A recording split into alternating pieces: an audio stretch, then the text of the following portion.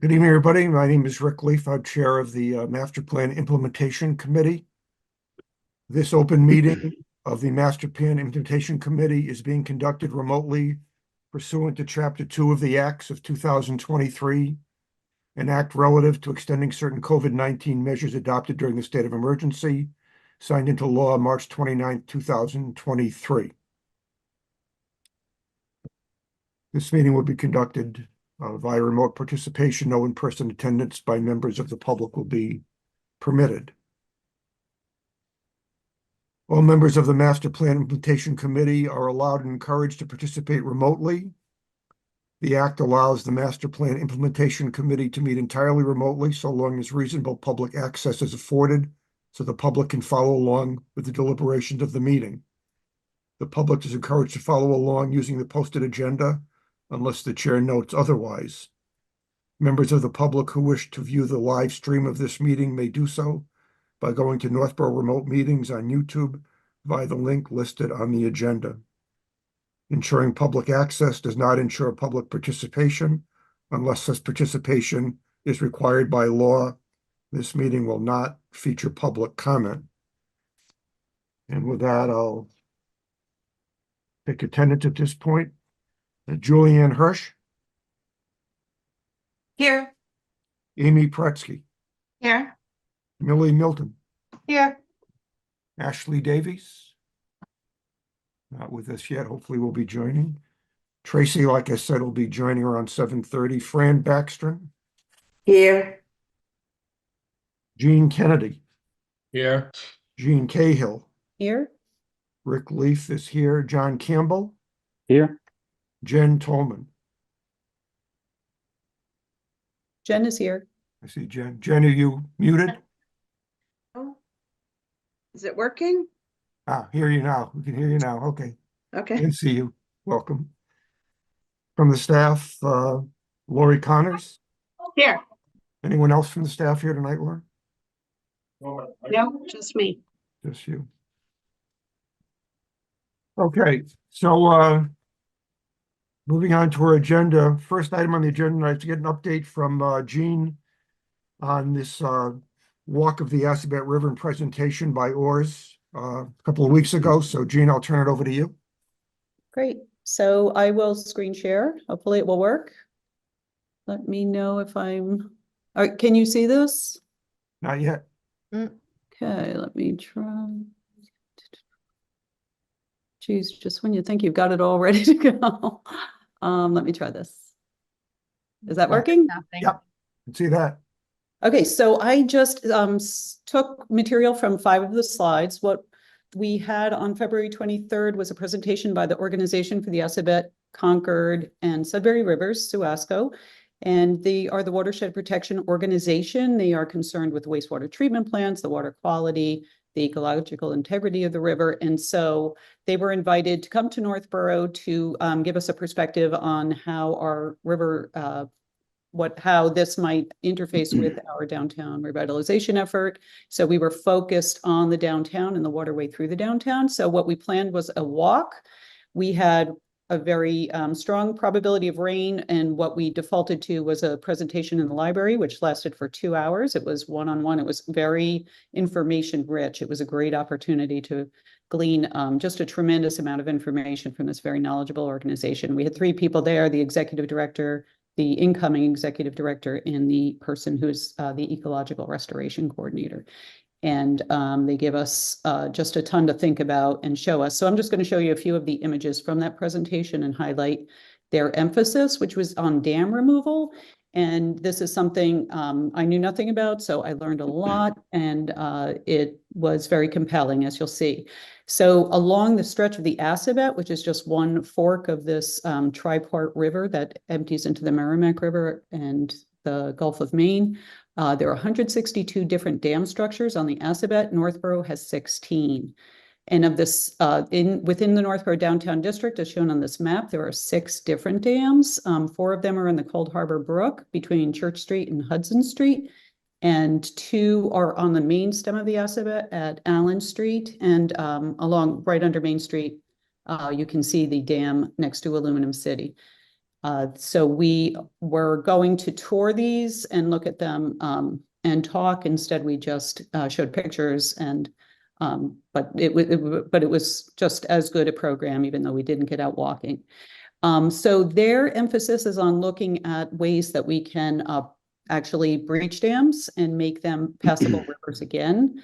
And one of our downtown dams is the Allen Street Dam. That is rated as a significant hazard because it's 6 feet high and it has a certain catchment volume behind it, which means in the event of a breakdown in the dam, an accident, any kind of emergency situation, it could have really severe effects for potential loss of life and property. We already are slated to remove a dam here in Northborough on the Northborough Reservoir. Really interesting. It's located in Shrewsbury and Boylston, but it's called the Northborough Reservoir, and it used to be a water supply for Northborough. And the case for removing dams, they give us the 3 C's by making the river flow along its natural course again. It restores a clean, connected, and cool river. It actually warms up when you impound it with a dam. And so the case is supported by the ecological benefits, the safety. Dams can present quite a vulnerability for potential accidents. Dam owners are often not known. We don't know who owns certain of the dams in town, and they are supposed to be maintained. They're supposed to be inspected. They're supposed to be paid insurance on. The purpose of these dams was often for things they're not used for anymore, like grist mills. Sometimes they were water supplies, or they can still function for existing purposes. So that's just background on dams, and I will move forward to the next page. Okay, so in 2008, the Army Corps of Engineers, which has jurisdiction over navigable waters, did a study of the Assabet River and looking particularly at dam and sediment removal possibilities. They focused on a number of dams along the main stem of the river, and these are stretched between Stowe and Northborough. Aluminum City and Allen Street are here at the end. And at that time, the price tag for what each of these projects would cost was somewhere around the $1 million mark. And I'm sure you can imagine in today's dollars, it would be much higher. Other highlights we learned were, as shown here, in the event of a 100-year storm, the 1% annual chance of flooding. This is the Allen Street Dam. Right here is Allen. Right here is the bridge. The dam structure is right beyond the bridge. And if we were to have a storm like they had in Leominster last year, we would have pretty severe flooding that would cover Hudson Street. And we're starting to have those more severe storms more frequently. So what was a 100-year storm is becoming a more frequent probability of storm. And actually, one of the fascinating things we learned is that dams actually increase the damage from flooding because of the way that the floodplain can't absorb the flood water as well. That was interesting to me. Okay, so this is what I thought was super inspiring. These are images that the Army Corps of Engineers study generated of the existing dam structures. This is at Allen Street. This is at Aluminum City, looking from the direction of the Main Street Bridge to the south. And if they were to breach this dam and restore the riverfront, it would look like the picture on the right. So you actually gain upland and you channelize the river. So it's occupying much less space, and you kind of rebuild and restore both the riparian buffer and this riffling, non-stagnant, cool running river, with plenty of oxygenation. Another image from that study is the Allen Street Dam shown here. This is our current impoundment, the reservoir. And if we were to breach the dam, you can see this whole new section of upland becomes available, which would make a beautiful walking path through the downtown, connecting our aqueduct bridge resource, the trail system with our revitalized downtown. So I just thought this was super cool, and just like we need to bring oars in and talk with them further and hear more about these kind of possibilities, because I think it really would be just a wonderful bridge for our community to make use of that resource and to get better access to the river. Right now, walking along Hudson Street isn't all that comfortable. So to be able to actually walk through a wooded or you know, a restored section would really just be such a boon to the community. So I wrote here at the bottom, Heather Conkerton was the presenter. She's the dam specialist, and Matt Brown is the new executive director, and they would love to come talk with us. They're very eager to work with Northborough. And so that ends my presentation, but I did want to ask both Jen Tolman and Amy Paretsky were at that presentation, and Jen and Amy, if you'd like to add anything that you learned. Just before we do that, one quick question. So the pictures we're looking at now, the town center is to the left, right? The town center would be, Correct. yes, to the upper left. Right. And we're And that- looking at Allen Street, and this is the Aqueduct Bridge, and this is the Allen Street Bridge. The dam is right beyond the Allen Street Bridge. Yeah. Okay, thanks. Jen or Amy, did you want to add anything that you learned? I can speak a little bit. I know with our MVP money, originally, I think, and Lori might know some of this, I think they used the original MVP money to remove that dam, like you said, the one in Shrewsbury. I'm not sure if it has already been removed, but I remember that being on the agenda or the list of what they were thinking of using the money for. The only other thing I know they mentioned was that there are a lot of dams, a lot of grants for dam removal. So I think that's what they said, that if Northborough was interested and we can find out who owns these, I think these both have private owners, didn't they say that? Yes. Would be finding out who owns these dams and convincing them to remove them. But if we could do that, then there's a lot of grant money available for doing that. But I think you did a great job, Jean, covering it all. Compressing 2 hours into 5 minutes. Yeah, no, you did a great job. Thank you.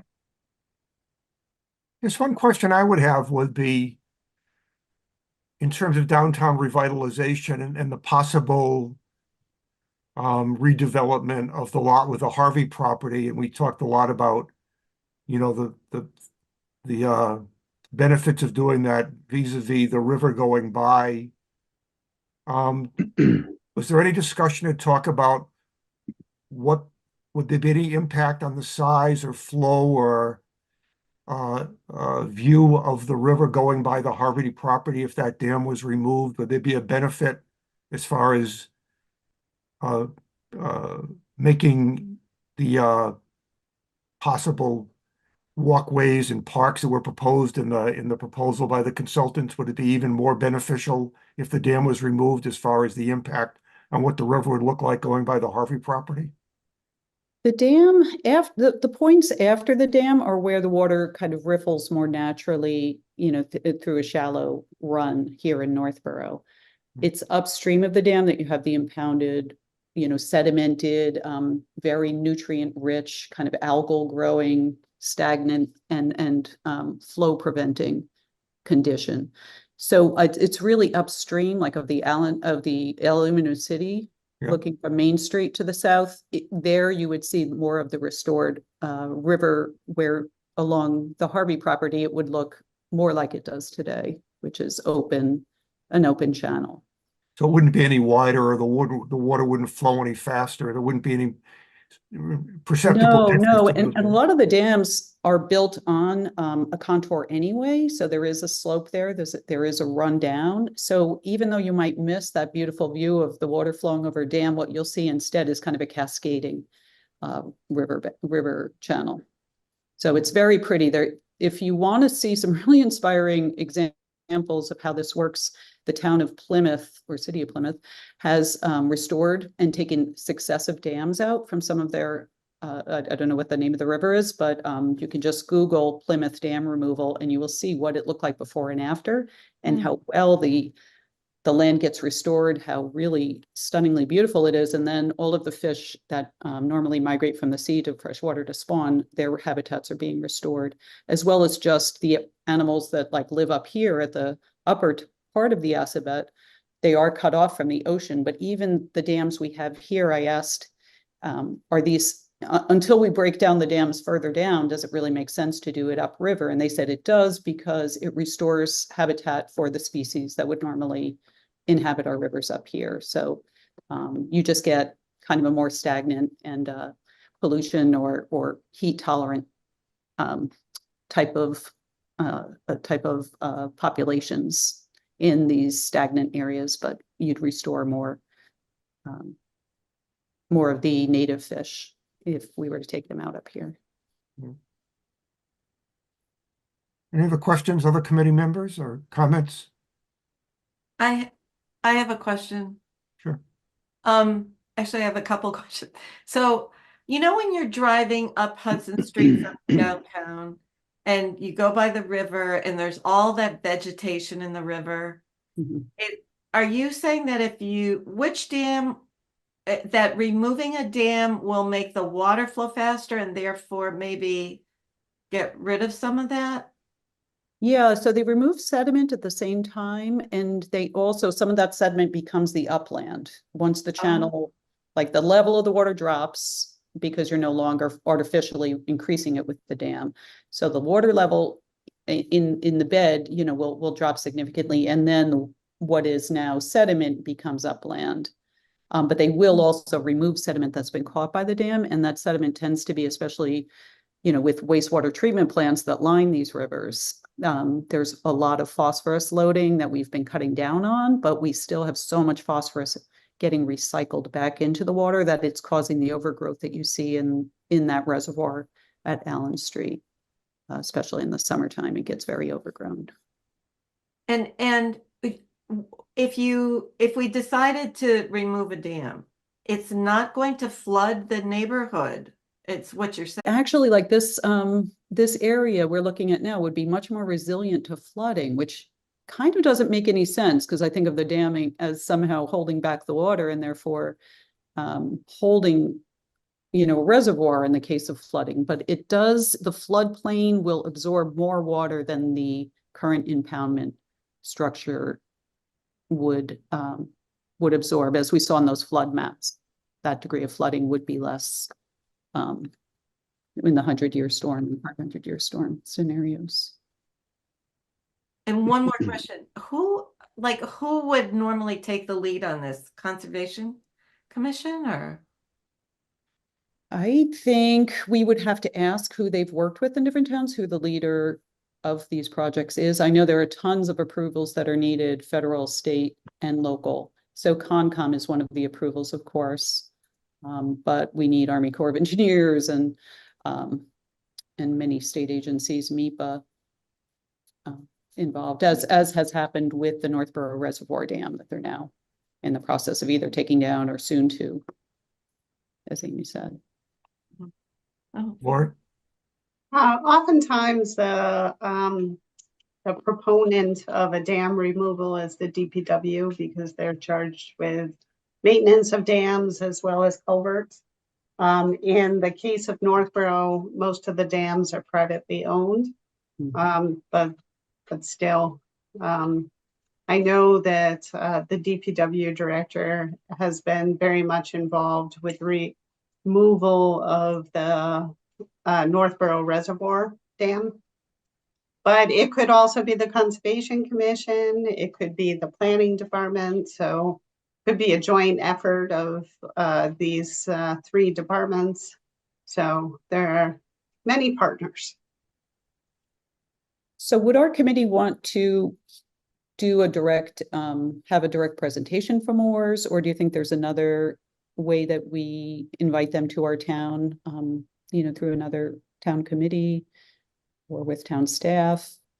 They're very eager to come back and work with us on river Jean, issues. I just want to make a quick comment. I thought it was counterintuitive, honestly, to knock down a dam and let the water go.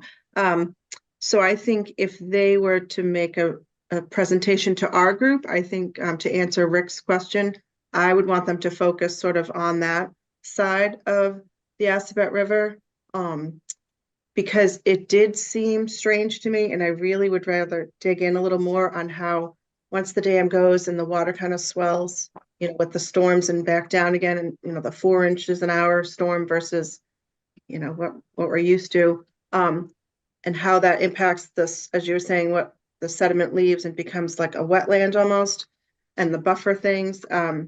I would like to see a little more detail on that. So just because I don't have as much background knowledge like as you do. So I'm speaking for other people on the committee. They might want to see a little more detail on that particular area. It would be my only suggestion, but I thought it was a great presentation overall. Yeah, the hydrology is a huge part of what goes into the feasibility studies and the planning for this. And the Army Corps and MEPA are very concerned, for all of those reasons. Ashley, you have your hand up? Can you unmute? Yeah, sorry, I came late and I really wanted to hear this presentation and to go to the walk, but I wasn't able to. I fund this work all over New England through my job as one of the strategy areas I fund. And I mean, one of the main reasons that people do remove dams is to mitigate potential flooding. So that's one of the reasons that you would do it. But also in terms of the Assabet River and the Sudbury Assabet Concord, I mean, there's so much of this river that's nationally recognized as federally important for being wild and scenic. And this is one portion where it's significantly impacted by development, including dams and development right up to it. So this area, really naturalizing this area of the river, I think is really key. I think it would make a big difference in revitalizing our downtown and just promoting the health of the river generally. I guess my question would be, are we the right committee to advance this another step in the town?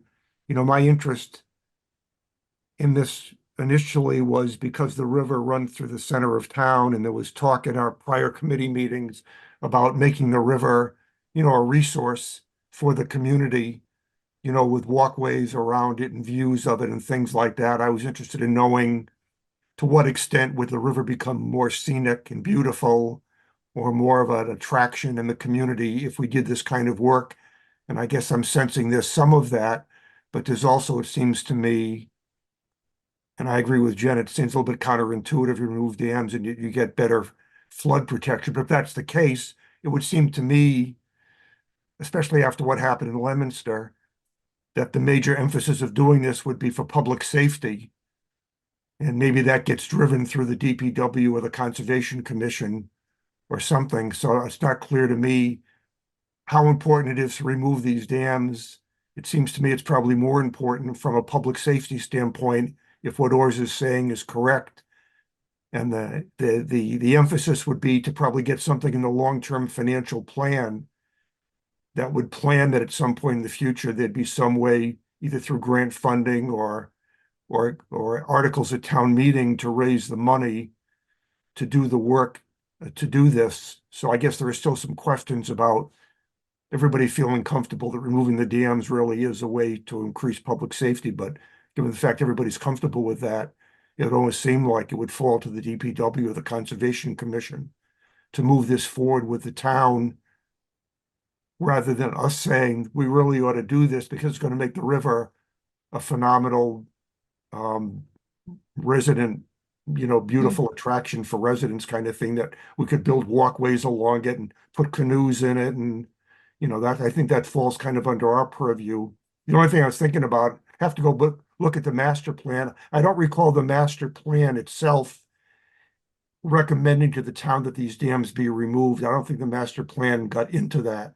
If it did, certainly then from our perspective, we could highlight that area and bring it up before the select board as something to be done, but I don't think that was contained in the master plan. So I'm just wondering if we are going to bring back Ors, whether it ought to be in front of the Conservation Commission or someone else, and then any of us that are interested in that could participate, but I don't see it being as much of a focus of our committee. I think the discussion that was had was important, and I think it needs to be continued to be discussed in town. I'm just not sure if we're leading that charge or not. I don't know. They What did do you ask, think or about was asked as part of our master plan, had we done an ecological resource assessment? And I said, I don't think we had. So I think it is part of master planning in other places. It just wasn't in Northborough's, within our framing of the master plan. I think peripherally we talked about, protecting landscapes and waterways, but I think that's as far as we got into it. And I'd have to look back at the language exactly to see what it said, but I think Rick, you're right. I think it would be more us encouraging Concom or a town, town department, DPW to look into it and we sort of write a letter of support. Yeah. Would you agree with that, Lauren? I mean, I think it would be a challenge for a volunteer committee to take on. It's a big project. So I think it would be much easier to be handled by the staff. The question is, with everything that's on the staff's plate, I mean, how does this at least get some exposure in the short term and a decision made as to how and when it would get sort of worked into the town's plan to take another step forward with it and eventually decide where the funding would come from if the town feels it's important enough to do. Like I said, it comes back to me. Is it serious enough right now that there's enough of a public safety issue that's building here that over the next planning period, X years, the town feels strongly enough that they want to go ahead and have these dams removed. And then it would seem to be a side benefit would be, some of the more esoteric parts of it, the view of it and the beauty of it and the restoration of upland and habitat and all of that kind of stuff is all important. But it would seem the driving factor might be in the short term that there's a public safety issue here that needs to be addressed. I'm not enough of a hydrologist to understand exactly what the potential is for that to happen. Well, what I can tell you is right now the staff is working with the Central Mass Regional Planning Commission to update our hazardous plan. So our emergency plan. So this is the type of thing that is being discussed currently among the staff. So I am on the committee, so I can certainly highlight it at the next meeting. So Fran and Ashley both had their hand up. Fran, do you want to ask your question? Oh, thanks, Jean. I just wanted to Rick's point, and I think Ashley just said, the matrix that Laurie sent out for tonight's meeting has the goals that were set during the master plan. And there is a section under the Concom that talks about the evaluating and removal of obsolete dams and such in the conservation one. I didn't look to see if there was also something in DPW, but it does look like it was something that we had implementation leaders and partners in, and Concom and, okay, the acronym is CA, and I'm not exactly sure which one that is. So it does look like we were thinking about it, at least. CA, Conservation Agent. Thanks. Thank you, Fran. That's super helpful. And I think what I was going to mention, Rick, is that right now there's a ton of federal and state funding for this work.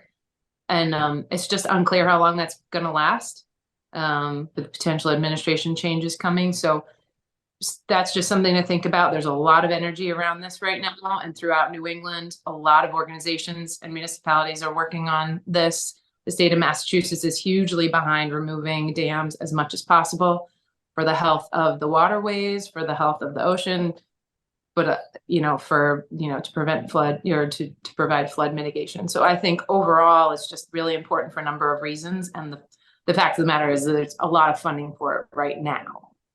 So in terms of when and timeliness, I think that's a reason that I would encourage promoting doing it now. And ORS has done this in Berlin. They just recently took out a dam in Berlin. They just did a really big one, or are still working on it. Is it in Concord, I think, or on the Concord River? Talbot, the Talbot Mills.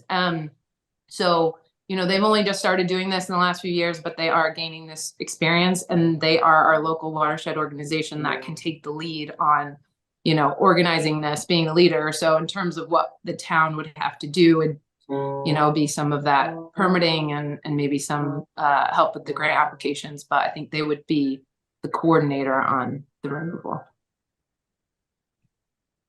I'm wondering, maybe if if you wouldn't mind taking an assignment between now and the next meeting, Jean, I Mhm. wonder if it wouldn't make sense to have Jean draft a memo that would come from our committee. I guess we could talk about after we've seen it exactly who would go to, basically summarizing, what came out of this OR's presentation, honing in on dam removal, referencing part of the master plan that spoke to that, and saying that as part of our function in terms of moving forward goals in the master plan, that based on the OR's presentation, we feel the town ought to seriously, or that's what the words are, but the town ought to actively consider a plan for moving forward with this. And then maybe, Lori, that gets built into other things you're already working on with this. Can't remember the name of the Hazard mitigation plan. hazard mitigation plan. This would just sort of go into that approach there. So maybe if Jean, you could come up with kind of a proposed recommendation we would send from our committee and send that into Lori, and so we'll have it sent around before the April meeting and talk about it again and see if we all agree with the wording, and then put that into the hopper. Yeah, I think that's great. Okay. Any other comment? Is anybody on the committee here tonight opposed to Jean doing that? No. Hearing none. Okay, why don't you give that a shot, Jean, and see what we can review next time. Sounds great. Okay, thanks for bringing us up to date and all this. It was a nice presentation. Thanks, Jean. Yeah, Thank you. thank you. Thank you. Okay, I think the next two items on the agenda kind of go together. The status of the town offices feasibility study and the downtown revitalization project, Blake and Pierce Street, sort of go together because when I went to the public meeting that was held on the downtown offices feasibility study, there was some talk about what would happen if in fact 4 West Main Street, the old town hall, was the site of this, having to do with the fact that it wasn't big enough. It might have to be expanded into the direction of Blake Street. And so sort of the Blake Street project and the town office feasibility study sort of go together to a certain extent. So I thought it'd be good if Ashley, who's on the committee, could give us an update on where things stand with town offices feasibility and, what the impact on Blake Street may or may not be. And we can talk about Blake Street a little bit and then talk about how we go from there. So Ashley, why don't you sort of let us know where the committee stands on terms of the relocation of the town offices at this point? So we had initially planned to vote at that public meeting, was it 2 weeks ago? But at the time, we just didn't feel like we had enough information. The real estate assessment wasn't in, and so the committee got in the valuation for resale of all the buildings. That was the missing piece. We got that this morning, and I haven't had a chance to take a look. But one thing that was still missing from that was what a potential cost would be of rebuilding the current town offices in the back of the lot. So there's just some missing information that we're still waiting on. But once we have that, the committee will assess, the valuation of all of the properties, the cost of construction estimates, and then we'll take a vote on the 27th. So that's where things stand right now. 27th of March.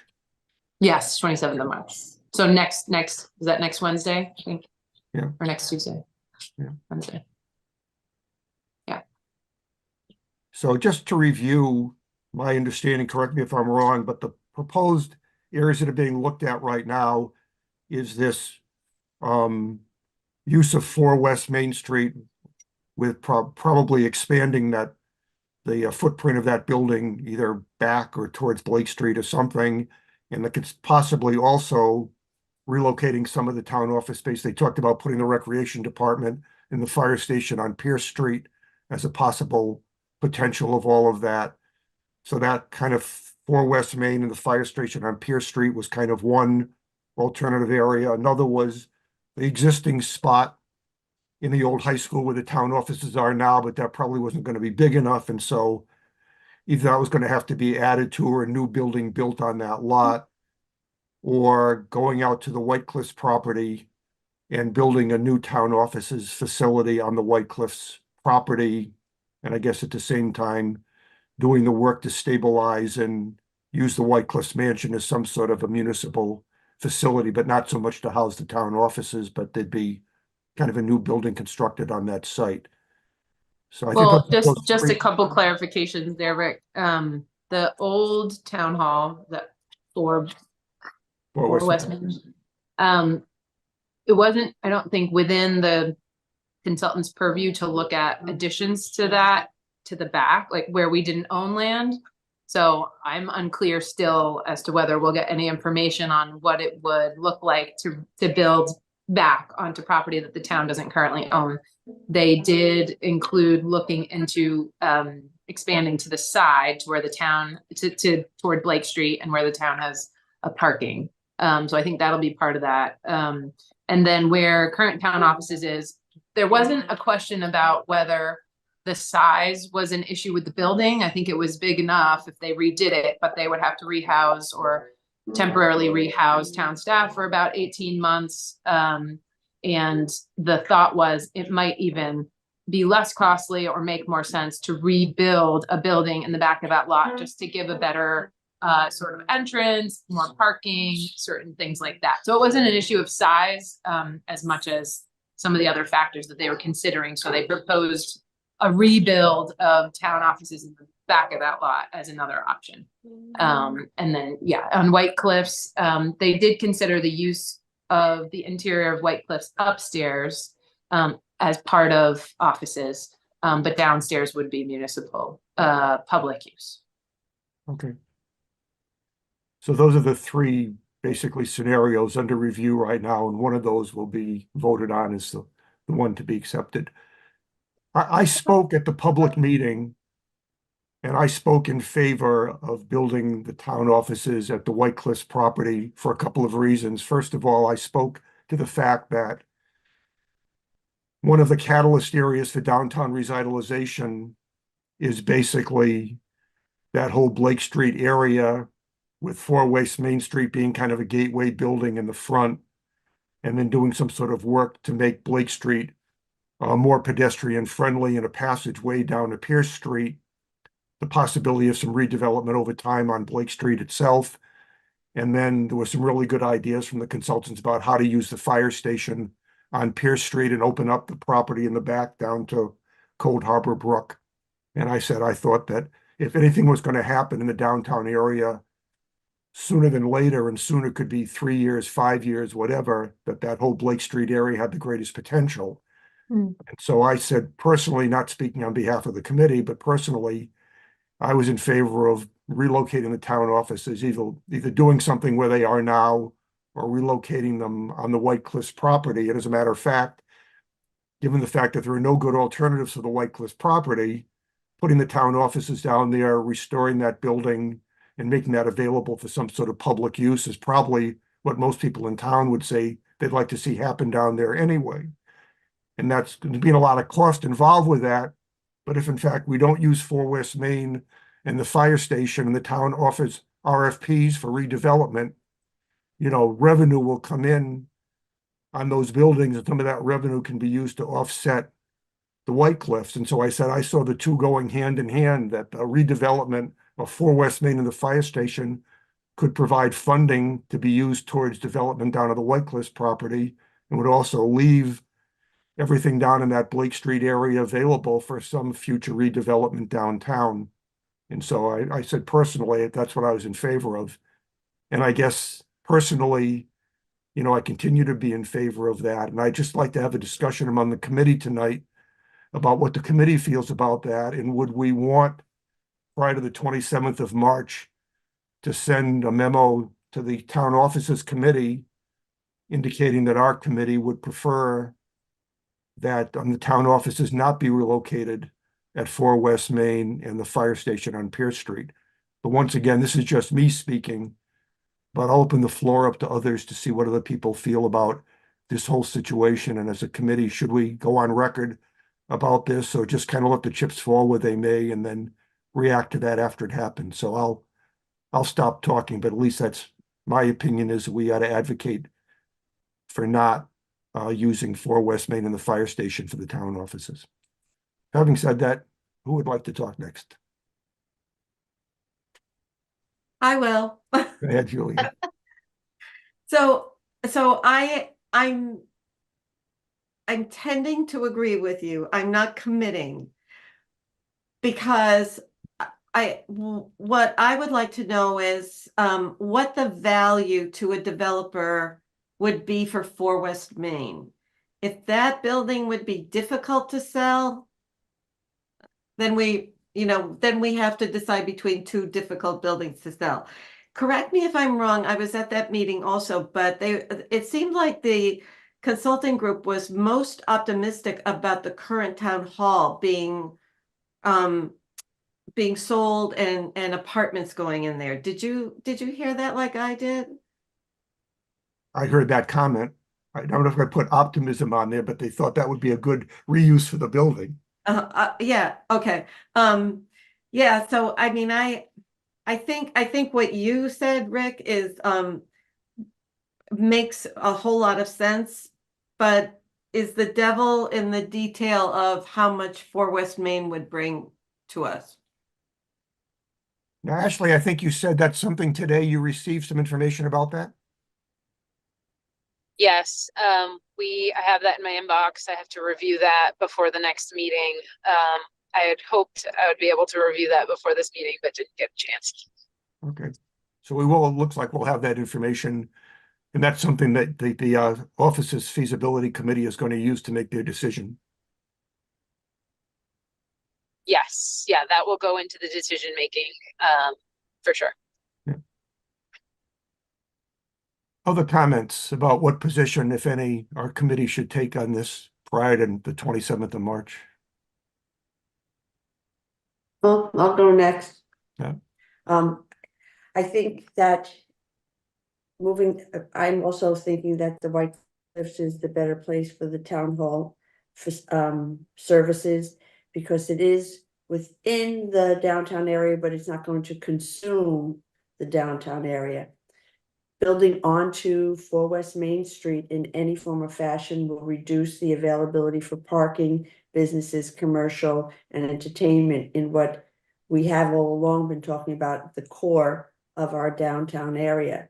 So I would not want to see another large municipal service on 4 West Main Street. But to Julianne's point, a lot of it's going to come down to what the disposition of the buildings that we don't keep, and whether that will help offset whatever cost it is to move and relocate staff. But in an ideal world, I would want to see town services on the White Cliffs property. It's a beautiful piece of property. It has a lot of parking. It could be a community, the gazebo, the fields, passive recreation gardens, all of that could be on that massive piece of property.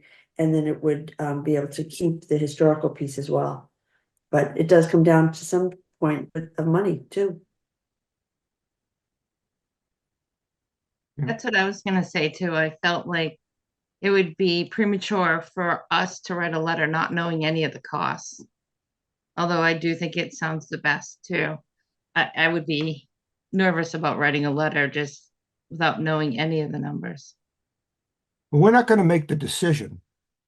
We're just going to give an opinion as to how we feel the property could be best used for the benefit of the town. If it turns out that the financial impact of using the White Cliffs is significantly more the town can afford to do, and from a financial standpoint, the best option is to somehow use 4 West Main Street, then, so be it. It's not like we're making the decision on behalf of the town. I just think it'd be important for the town office's feasibility committee to understand, but from our perspective, that Blake Street is a significant potential over time for downtown revitalization that'll be impacted quite severely if 4 West Main and the fire station on Pierce Street both ended up used for town office space. That pretty much is the end of really kind of any redevelopment in that particular part of town. I mean, those are the two buildings that something could happen in, and, you know, the prettying up of Blake Street becomes a little bit, you know, less beneficial if it doesn't really act as a passageway between the two buildings, and, you know, the potential for some redevelopment of some of the other property on Blake Street comes up for sale over time. So I just think, you know, the feasibility committee should at least keep that in mind. But I don't think what we say is going to have great impact on the decision if the financial impact of one alternative over the other is going to be the deciding factor. But if they balance out fairly equally, I think having the committee understand, you know, the impact on downtown revitalization be an important thing for them to have in mind. And other comments, John? Pardon me, my internet went out a few times, so I missed part of your comments and part of Ashley's. But what I'm hearing that makes sense, that the downside to our efforts in downtown revitalization to using 4 West Main seems to be the potential of congesting what we see as an area of. Oh, we lost you, John. Rose up, John.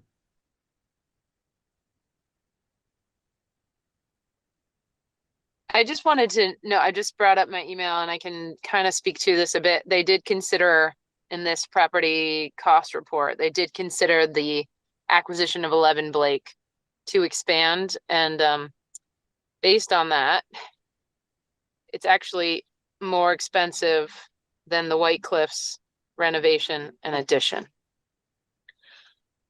by $5 million. Oh, wow. Wow. That's So it's pretty shocking. So yeah, it's a big cost there, and renovation of the existing town hall and putting an addition there is also more costly than the White Cliffs renovation and addition wow. by 1 million. So that's they're pretty close, as the consultant had noted in the public meeting, actually pretty close. 45 million is the range. It's pretty much all around there. 4 West Main, 50 million.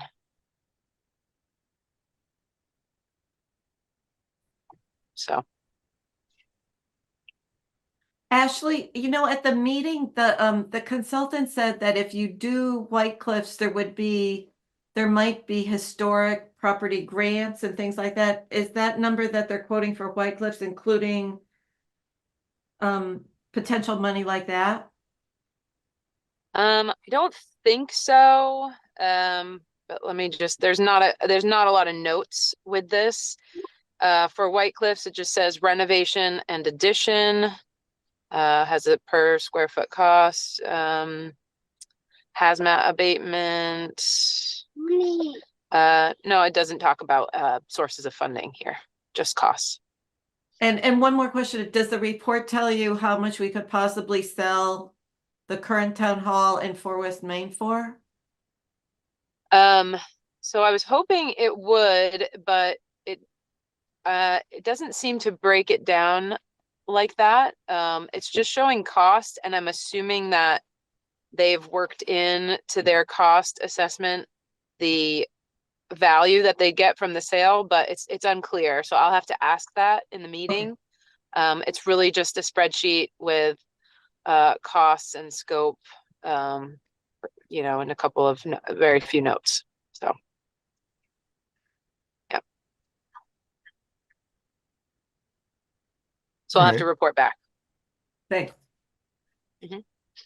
Other comments on my proposal that our committee send a letter before the 27th of March to the committee recommending not using 4 West Main and the fire station on Pierce Street for the town hall. Other comments about just advisability of us sending that memo? Go ahead, Julian. So I think the letter could be phrased in such a way that, you know, that we don't have the complete information. But from our perspective and the work we've done, moving town hall to White Cliffs would allow us to develop the 4 West Main Street area and move forward with, the ideas from the consultant and what came out of this committee. We can kind of say, we understand that the numbers are not all in yet, but if the numbers, like you said, align, then, White Cliffs might be the best option. Yeah, doesn't even have to say White Cliffs, just not, from our perspective, at least from my perspective, I don't care whether it's they build a new building where the current town hall offices are now, or they put it at White Cliffs, just stay away from 4 West Main, Blake Street, and the fire station. I think that would be I wouldn't say it as directly as that, but that'd be the point of the memo, that of the 3 alternatives, the one that we'd assume, but we'd prefer not to be chosen is the one to use 4 West Main and the fire station. I will just make a note to, the use of the fire station is about 10 million, a little less than 10 million cheaper than all of the rest. But I think, as the consultants noted, it's not really a great place for a town hall, and we might grow out of it quickly. So I just wanted to make sure, because I said they were all pretty similar, but the fire station is, a lot cheaper, but not enough to put a square peg in a round hole, I think. Yeah, and once again, my concern was when there was talk at the public meeting that to make it work down back in the center of town, it was everything except the recreation department would go into 4 West Main, and the recreation department would go into the fire station. So it was like both buildings were going to be gone, at least at some discussion there. So if the discussion is still that to relocate back to the center of town means putting the recreation department in the fire station and putting everything else in an expanded 4 West Main, like I said, that really takes both buildings off the table, and I think that really puts an end to any kind of redevelopment along Blake Street. So I don't know.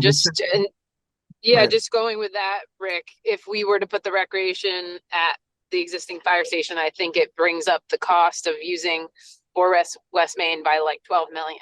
So it's well above the rest in terms of cost if we're looking at renovation, expansion, using the fire station for recreation and all of these things. It's a big cost, and then we, like you said, we lose that area for downtown revitalization.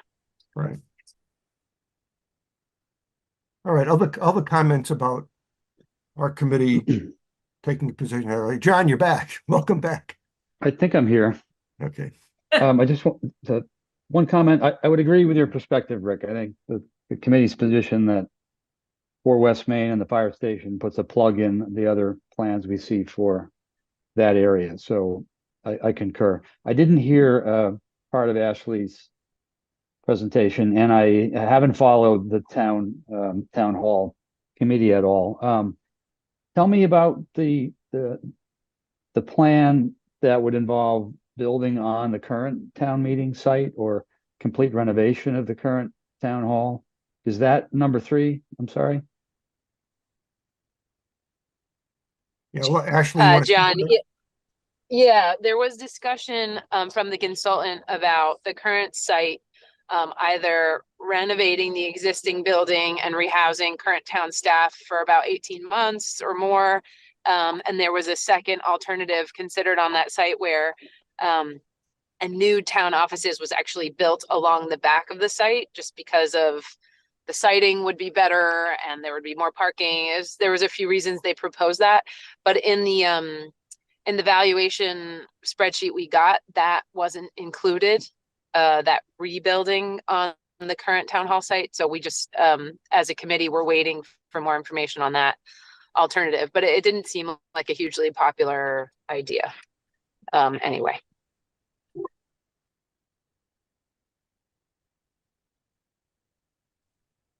Thank you. any other comments about sending a memo to the town offices committee prior to next March Gene's hand is 27th? up. Gene Kennedy. Rick, Gene, go ahead. Yep. Ashley, did you say that the study indicated that the existing 4 West Main Street building is not large enough to accommodate a town hall for Northborough? For the most part, the consult.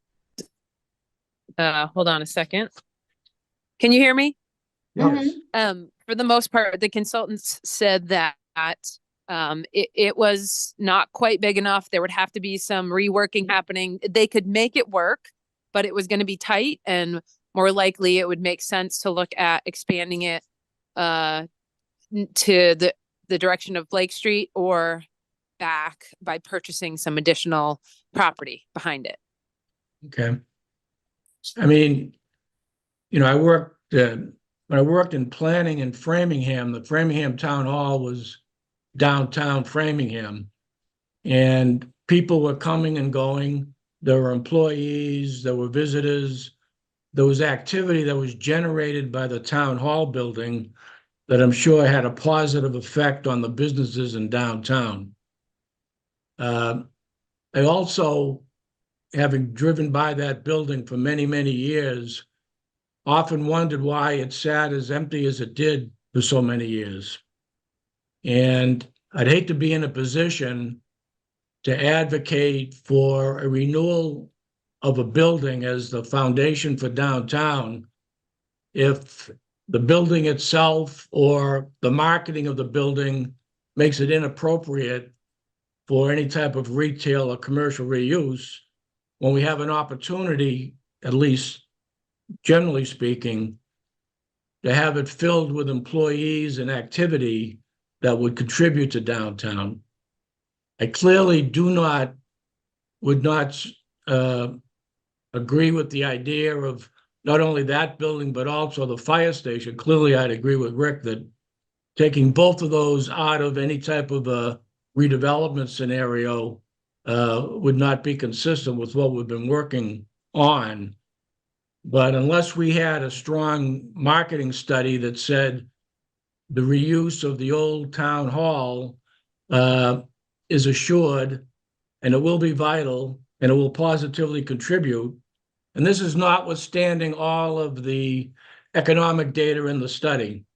I mean, we had quite a bit of that work done, and the number that sticks out in my mind is the downtown can support 42,000 square feet of restaurant space.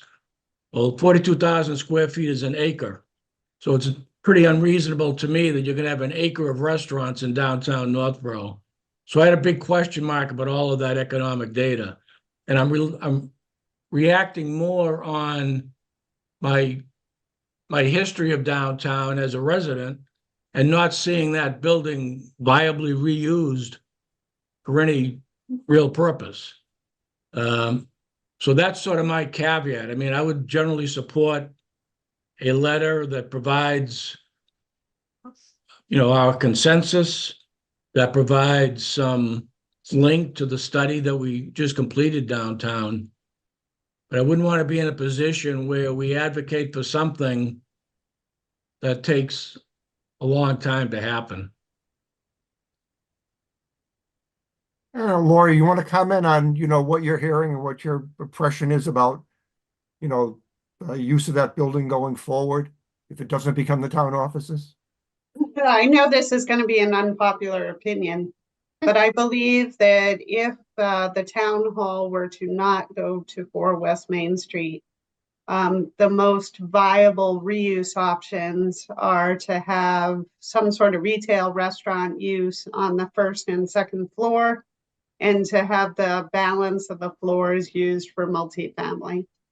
So the benefit of having the multifamily on the upper floors is, of course, you're creating demand for additional business. And there's already an elevator in the building. So that would be a benefit to the multifamily reuse. I think that the building, for the last, I understand the building was built in the early 1980s. And it hasn't been successful for the businesses that have occupied it previously. There was a high turnover. So I expect that that will continue. The Brilla Coffee is closing its doors within the next couple of weeks. So I just don't see it being successful as a commercial building exclusively.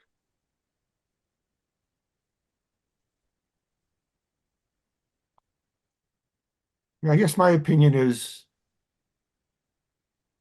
we have to have some faith that once we get going down this road and there's some evidence that things are going on in the center of town to improve it from the way it looks and the way it's accessed and how people can park, that the opportunity to develop more of this kind of retail and to a certain extent, some amount of housing will start to develop down there.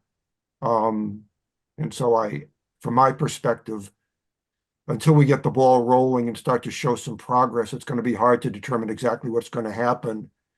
In the absence of doing anything, we're not going to make any progress. We're going to be talking about later on tonight about some things we can do about street trees and beautification, other things. There are things we can do to start to show that the town is showing some interest in the downtown area and making some improvements. And my sense is that will generate enthusiasm over time.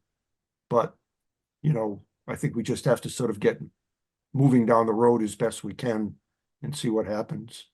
So I understand where you're coming from, Gene. And I don't think that whatever we send to the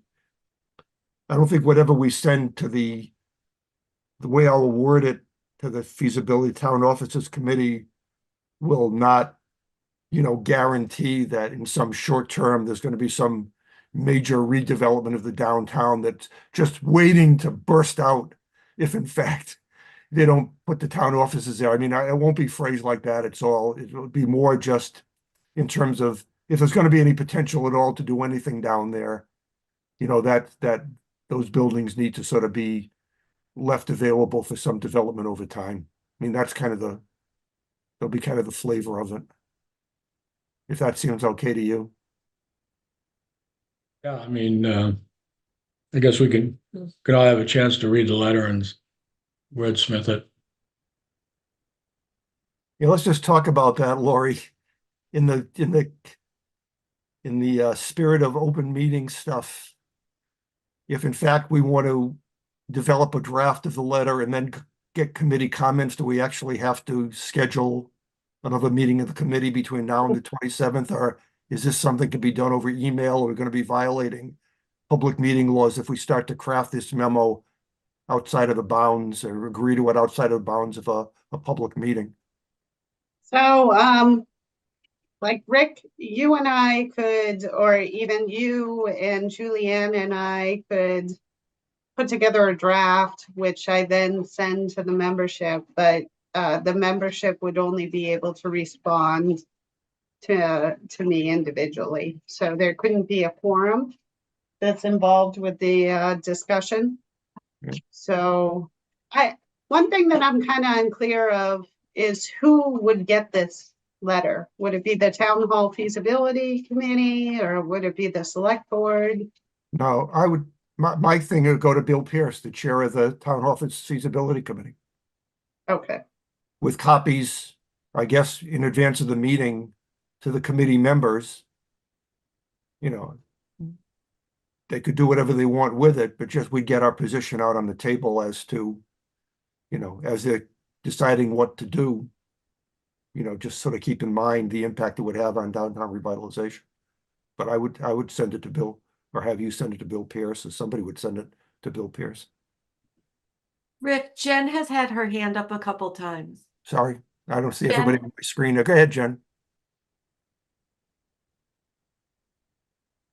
Jen, go ahead. Hi, yes, sorry. I just wanted to make a couple quick comments. I know that the current town hall, there are specialty builders. I think it was either New Bedford or Fall River where they take that sort of building and turn it into apartments, which I think is a kind of a cool thing.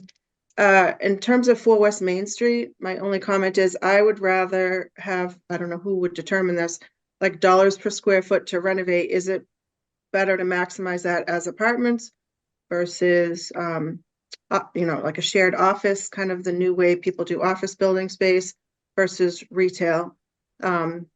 Because then the tax dollars from each of those different things and what's in there and all that, all those numbers roll up to something. So I would really want to get sort of information, kind of dug in there. And the third thing I would say is I kind of like the idea of the town offices being over at White Cliffs, only because of the new building part of it, seeing how Lincoln Street School has amazing technology as a new elementary school. I think that the town office staff, all those committees and groups, could benefit from new technology, new building, all that. And as a side extra little plug, Mass Cultural Council loves to give grant money for any artist space or something. So if we were to come up with obviously a lot of detail here, but a quick plan that says part of, White Cliffs is going to be put towards the arts, then certainly we could apply for those kind of grants. So just a little thing to kind of keep in mind, even if it does become one of the other buildings, if some of that was to come community art space, blah, blah, blah, there are grants available for that. Okay, good comments. Thank you, Jim. I was also wondering if we're gonna write a letter, do we include the White Cliffs aspect? Because that is one of the goals in the master plan, is talking about the reuse of White Cliffs. I don't know. But I also see Jane Kennedy's idea too. I hate to leave 4 West Main Street empty because it's sat there for so long. And the original master plan said, when you build malls and when you build shopping on the outskirts of town, it's going to be hard to keep your downtown thriving. So I do get concerned that we say, let's not use 4 West Main Street, and then it sits empty. But I don't know. It's hard. It's like rolling the dice. Yeah, it's hard to say exactly what's going to happen. But once again, if we have any opportunity at all to make some impact on the town center with the things we talked about as far as downtown revitalization, I think that's the area that's got the best potential for something to happen. And I also think if independent of how much it would cost, and it's interesting that these different proposals are coming up to about the same, but independent of cost, I would think that if you ask most people in town what they would like to see the White Cliffs property used for, it would be for municipal use. That the building itself could be renovated and stabilized and could be used for town functions and meetings and things like that. And the property itself could be, beautified, and it'd be just something the town could really be proud of, kind of thing. Obviously, the only feasible reuse proposal we got for it was not acceptable to the town. And so I would think that most people would feel that if the town could just own it permanently and use it for the town's benefit, people would agree to that. So in fact, there's an opportunity here, I think, to kill 2 birds with 1 stone, to use that White Cliffs property for a valid municipal use, and finally put all that to bed as far as what's going to happen to that property. And then also, develop the potential to use 4 West Main, the fire station, and Blake Street as a revitalization, as they said in the report, catalyst opportunity. So then maybe it should be in the letter, because the goal under historical NCH 3-1 is identify short and long-term planning goals for properties such as White Cliffs and 4 West Main Street. Yeah. We definitely do that. Could bring that out as part of our, charge as the master plan committee, that this would also, step up to a recommendation in the master plan as far as reuse of the White Cliffs. But could that be included? I have a question. Right. So we're talking, and I have to say, Jean, I really appreciate your comments about, well, what will happen to 4 West Main. But isn't it incumbent on this committee to get someone who can really help us work through why 4 West Main didn't succeed, And maybe it's, you know, the traffic pattern, maybe it's parking, I don't know what it could be. And maybe the businesses just weren't, you know, what Northborough was looking for. But isn't it our responsibility to figure out why it didn't succeed and then how to make it succeed? I mean, Well, part of the problem with 4 West Main had to do with the owner of the building and his lack of maintaining it and improving its interior. And then there was the parking, right? I mean, the restaurant failed because of its own Board of Health issues. As we know from the study, the floors within the building were not really constructed well. He had scaffolding up for decades because he didn't care to fix it because he knew he had to turn it over to us after a certain period of time. So under the right ownership, I think, and us addressing the parking on Blake Street through the project that Lori had proposed a couple of weeks back, that those things will help. But you're right. We have to start somewhere. I mean, this is the core of what we said we wanted our downtown to be, this area. And with all due respect, downtown Framingham is a lot bigger, so there's a lot more opportunity for businesses to be supported by that massive town hall or city hall down there. I don't think, we just have a different setup, but. I think that our role in all of this was to move forward, the single most desired thing from the master plan work that was done, which was the residents' interest in improving and revitalizing the downtown. And so we've produced a report. It's not perfect, but it brings some good ideas to the table as to what could be done and what areas of the town had the greatest potential. And it recommended that to make this feasible, that the town needs to add staff support to do it in something like an economic development coordinator or a downtown planner or something. This committee can't spend the rest of its time developing a revitalized downtown. I mean, we've done what our job was, and we can sort of stay around it and watch it, but it's now up to the town of Northborough to put together the staff capability to do exactly what you said, Julianne, to understand what's going on with that building, to find out who good developers are, what could be done with it, somebody that's got experience in knowing how to do this, and take this and now move it forward.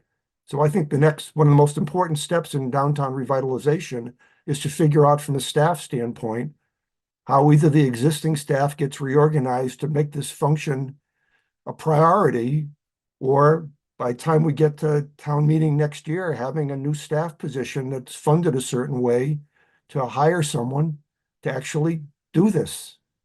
I don't see this committee, doing all this work. There are other things in the master plan that need to be considered.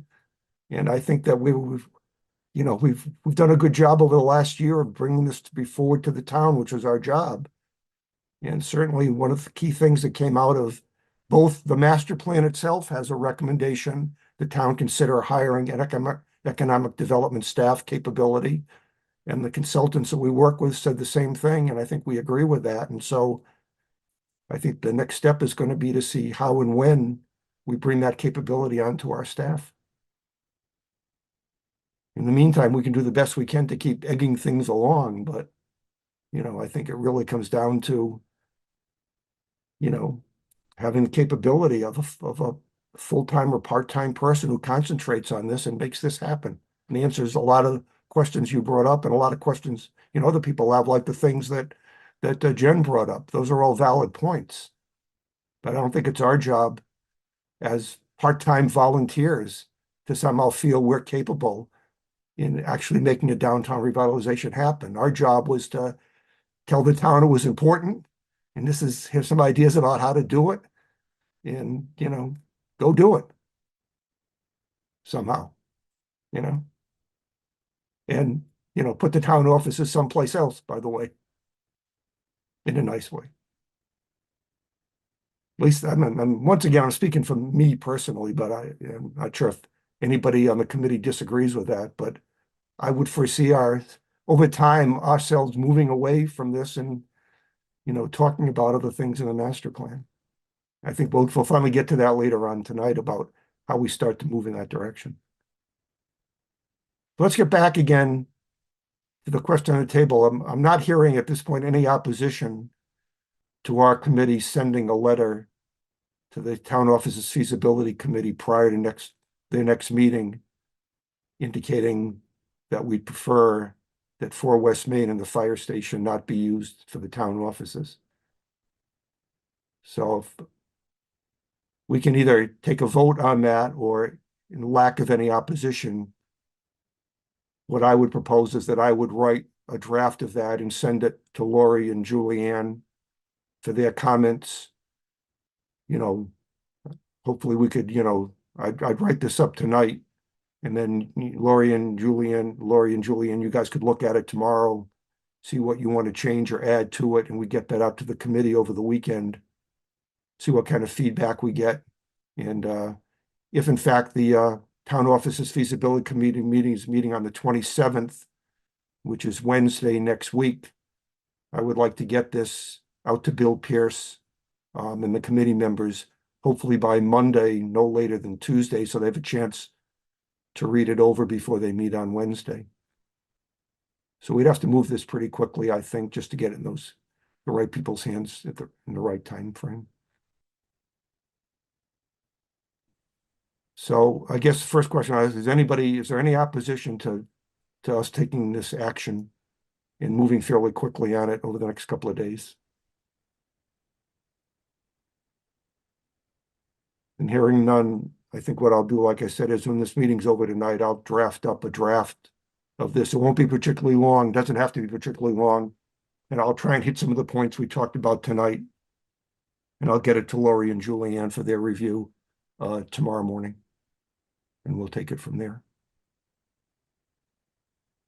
Any other comments about any of this before we move on to the next item on the agenda? All right, I think this was a good discussion. I thank everybody for their input on this, and we'll keep moving down the road on this, and we'll move on to the next agenda item, which is Lori, Adopt a Street Tree Program.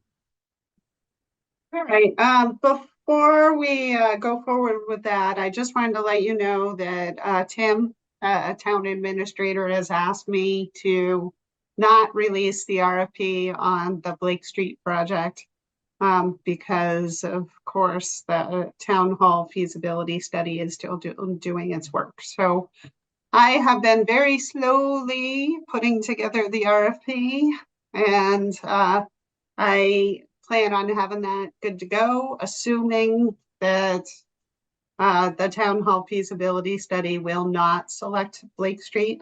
If they do decide to select Blake Street for West Main Street, I still think that we can proceed with the project, but it would be of a different scope than originally envisioned. So there'd have to be some modifications to the RFP. So moving on to the Adopt a Street Tree program. So this was a program that the DPW director and I had originally designed about 2 years ago when the Be Well program was getting underway. So we had submitted this grant program for consideration under the Be Well program, and it was not selected. So speaking with Julianne, she had mentioned to me her desire to go forward with a street tree planting program. So I had mentioned the fact that we had designed this program a couple of years ago. I sent her the materials, and she had asked me to update them and bring them forth to tonight's meeting for discussion. So I can certainly share my screen and show you what I have here. So this is a flyer that I updated, which this would be a flyer. So what I was envisioning with this program is that we would secure funding. Of course, right now it's an unfunded program. So when I looked through the costs of street trees today, they've gone up quite a bit over the last couple of years. So what I was envisioning is that there would be 10 different species of street trees. We would concentrate the program on Northborough Center, and we would identify specific trees, specific streets that would be considered to be within Northborough Center. And then we would send flyers to all of the property owners within the specific geographic area. So what my cost would be approximately $25,000. So that would pay for the planting of approximately 70 trees. So those would be planted over a 2-year period of time. So I was envisioning 35 trees the first year, 35 trees the second year. The DPW is unlikely to have the staff capability to plant all of the trees, although they do have the capacity to dig the holes. So we would be counting on volunteer labor to assist the DPW with planting these trees. And the planting could be divided up over the course of the seasons. So we could plant half the trees in the fall, the other half of the trees in the spring. So that would enable 4 planting times over the course of the 2-year period.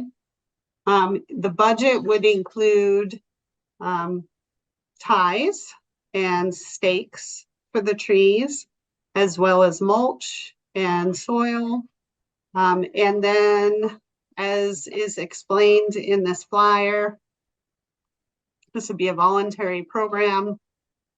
So if people were interested in having a tree, so it isn't necessarily just homeowners. So if a renter were interested in having a tree, then they could nominate their property. They would just need the sign off of the property owner, and then the renter and the property owner would mutually agree to care for the tree. It could also be planted in front of commercial properties, so storefronts. In this case, the business owner would be the applicant, and they would have to receive the sign off from the property owner.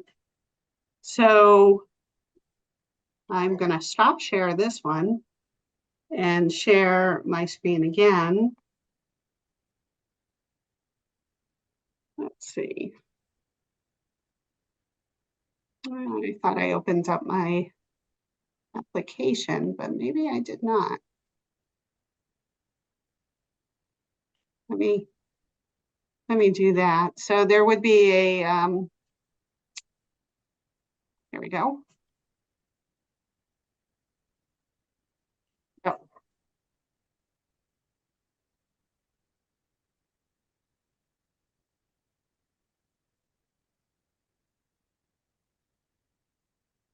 I've got so much open. For some reason, it's on my screen, but not showing. Let me try that again.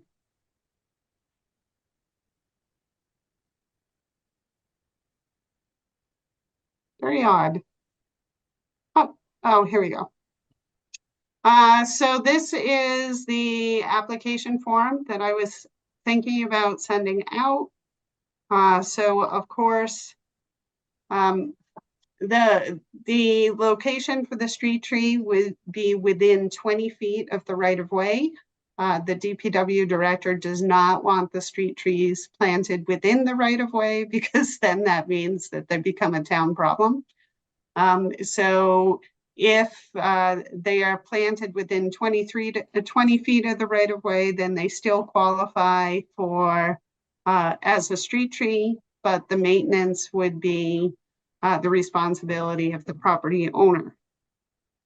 So this little one-page form would provide the names of the various street tree options. And of course, Julianne sent me a link to an article that said the Cleveland Select Pear wouldn't be a great option because of the fact that many communities are qualifying it as an invasive species. So I'm happy to choose an alternative species if anybody wants to specify one. So this form would allow the applicant to select their first choice, their second choice, their third choice. They would provide their contact information. They could even specify where they want the tree to be planted. If they have overhead wires, then the small ornamental trees will be recommended.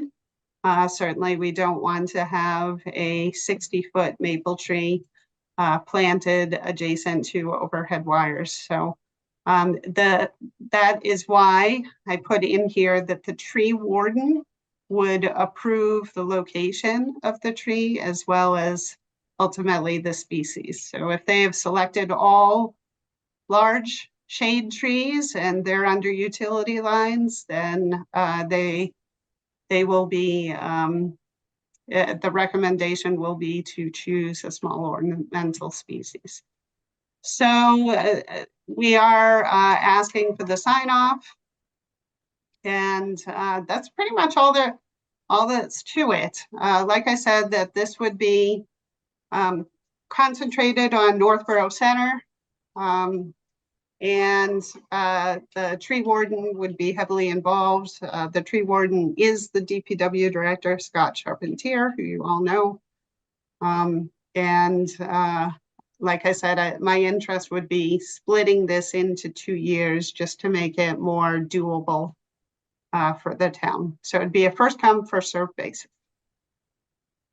So obviously we have no funding, so we would apply to the select board to see if they'd be interested in funding this with ARPA funds. There is also a grant program through National Grid, but that provides very, very little funding. So if we were to fund this through the grant program, then chances are we would only be able to do maybe 20 trees. Any questions? Lori, Yeah. the garden club in about 2003 planted about 20 street trees in downtown Northborough. And we worked with Bigelow's. We got them for, fairly low cost.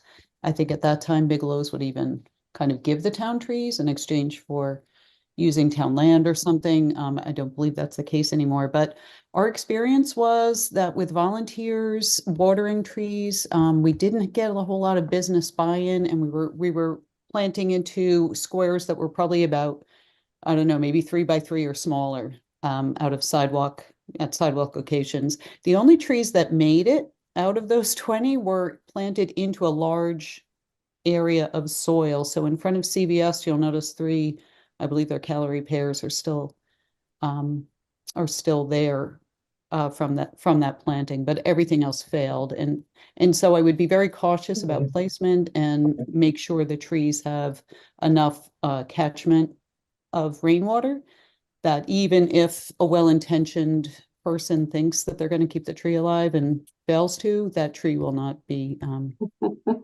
starved of water. Yes, that's some really good advice. So I've also been involved with some street tree programs. We tried to plant some trees that we ended up getting from I think it was the Arbor Foundation, and they were only about 2 feet wide. 2 feet tall. And the DPW mowed them all over with their lawnmowers. I nearly cried. So yeah, there's definitely some words of wisdom that I'd be interested in hearing from you and others if the select board decided to fund this program. I would also recommend as many native species as possible. I know that not all trees work well alongside streets, but I see Coosa dogwood and wondering why not eastern dogwood and, some other choices here I'm not even familiar with, but as much resilient, species that happen to be native as we could plant would be beneficial. Yeah, and these prices are actually from Bigelow. So these are the prices if you order 5 or more. So it was pretty amazing to see the escalation in price over the 2 years. I was pretty disappointed. So originally when I had designed this program, I was interested in going with 2 to 2.5 inch caliber trees. But now those trees are in the high 300s to 400s range. So they've increased by about $150 in the last 2 years. So I decided that it would be smarter and more volunteer friendly to go with a smaller caliber tree.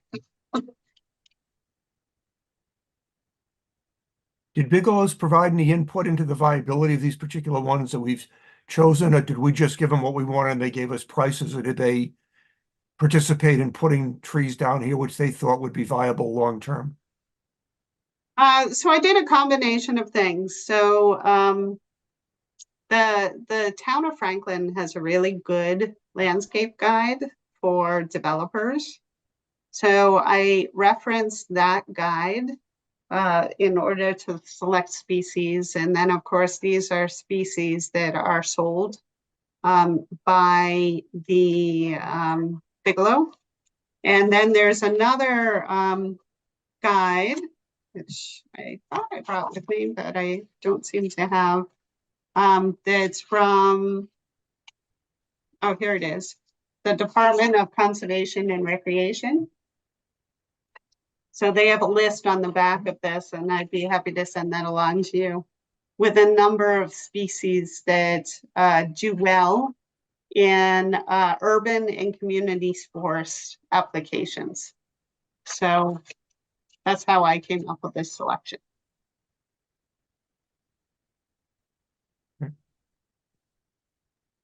Other questions or comments for Lori? I think it's a great idea. I thank you for all your work you put into it, and I hope it works. Thank you. Yeah. I agree. These are the kinds of things that, we can do in the short term to start to show we are making some progress in at least beautification efforts around the town center. Rick, can I ask, would this be an appropriate thing for us to write a letter supporting Lori in this from a master plan implementation? Certainly do that. Anybody have an objection to the committee sending Lori a, thanking her for this presentation tonight and indicating support for this program? That would, copy would go to the select board. Nope. No, Good idea. Okay, I don't think this will need a whole lot of editing, so if everybody's agreeable, I will just draft said letter and send that to Lori for her use in her presentation to the select board.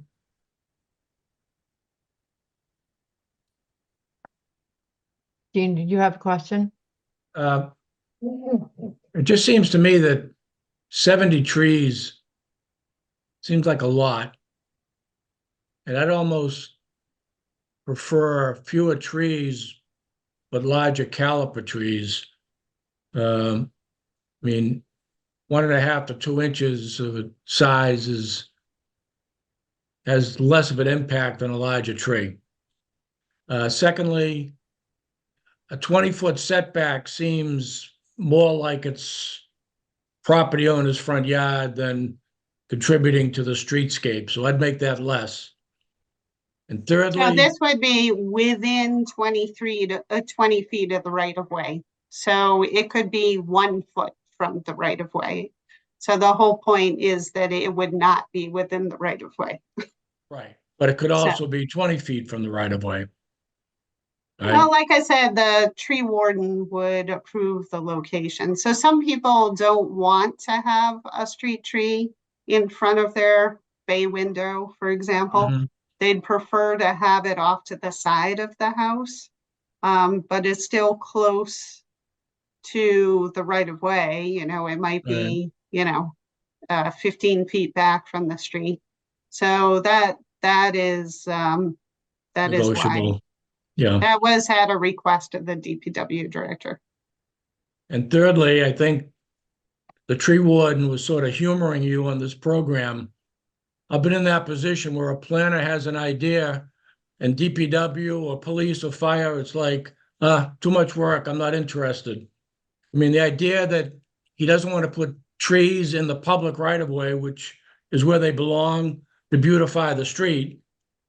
And secondly, doesn't have the staff to help you plant a few 1.5-inch trees,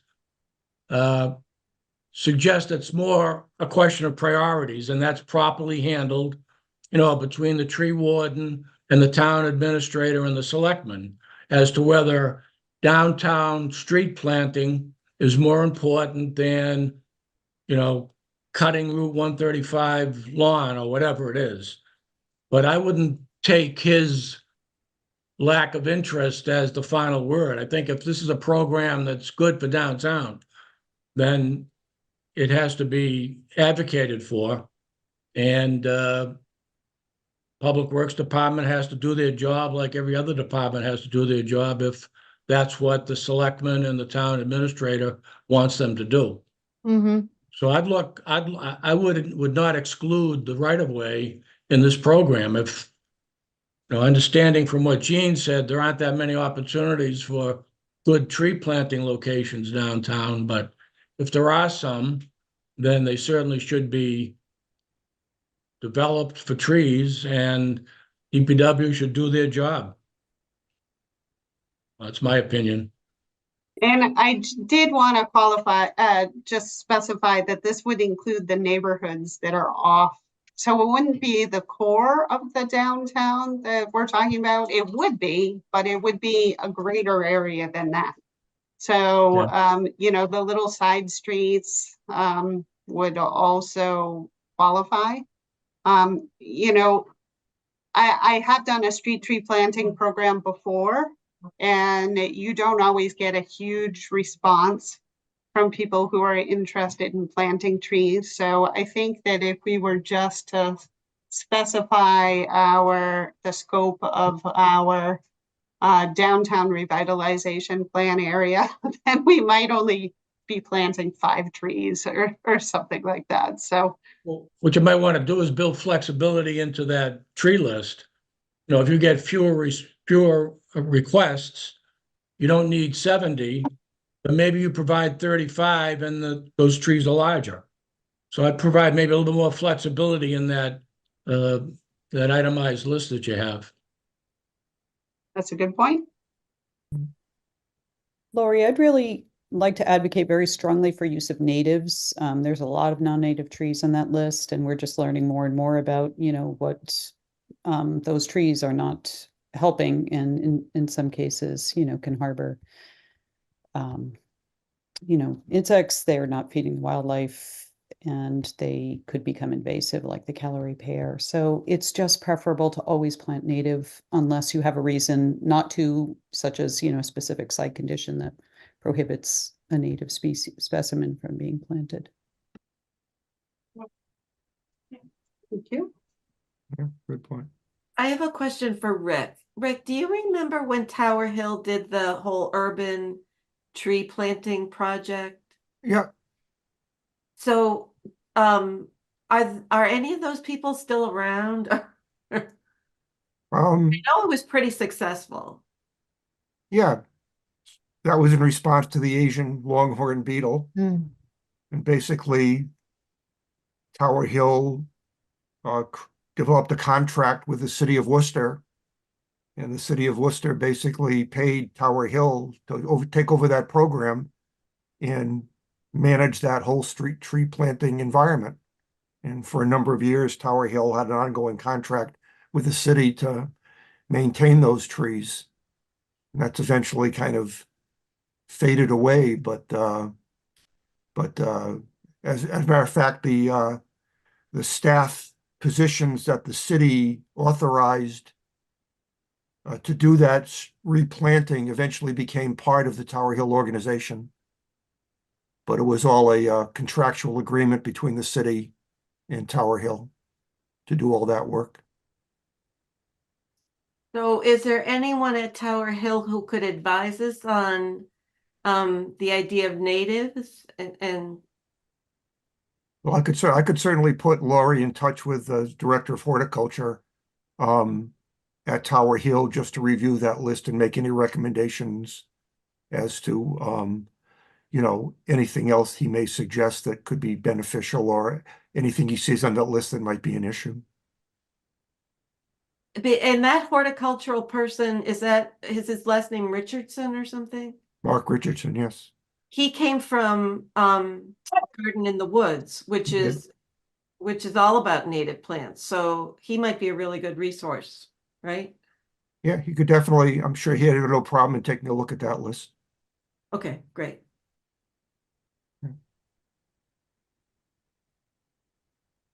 Yeah, I would think also, I agree with Jean's comment about, once again, if in fact this is agreed to and funded, that through the town administrator and the Board of Selectmen, that emphasis is placed, on the efforts of the DPW to see this thing through, and if there's some additional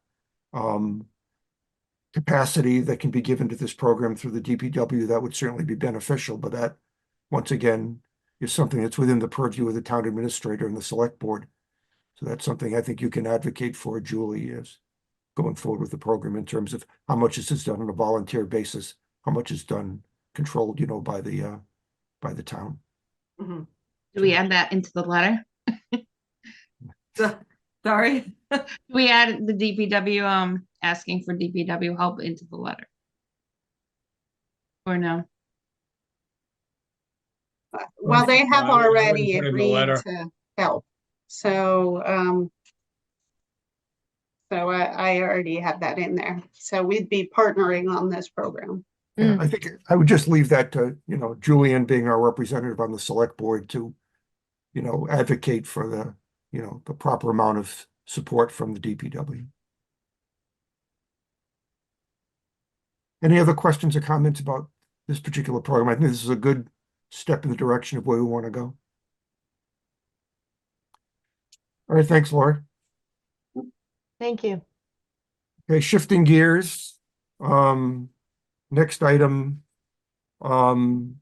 is the master plan implementation matrix. A number of people on the committee had been asking, what are we doing about trying to follow up on all the recommendations in the plan? And Laurie has come up with an approach for how to go through all of the different recommendations and start to get status updates on where we stand on all of them. So I'll let Laurie kind of present her idea of what she wants to use as a vehicle to do this.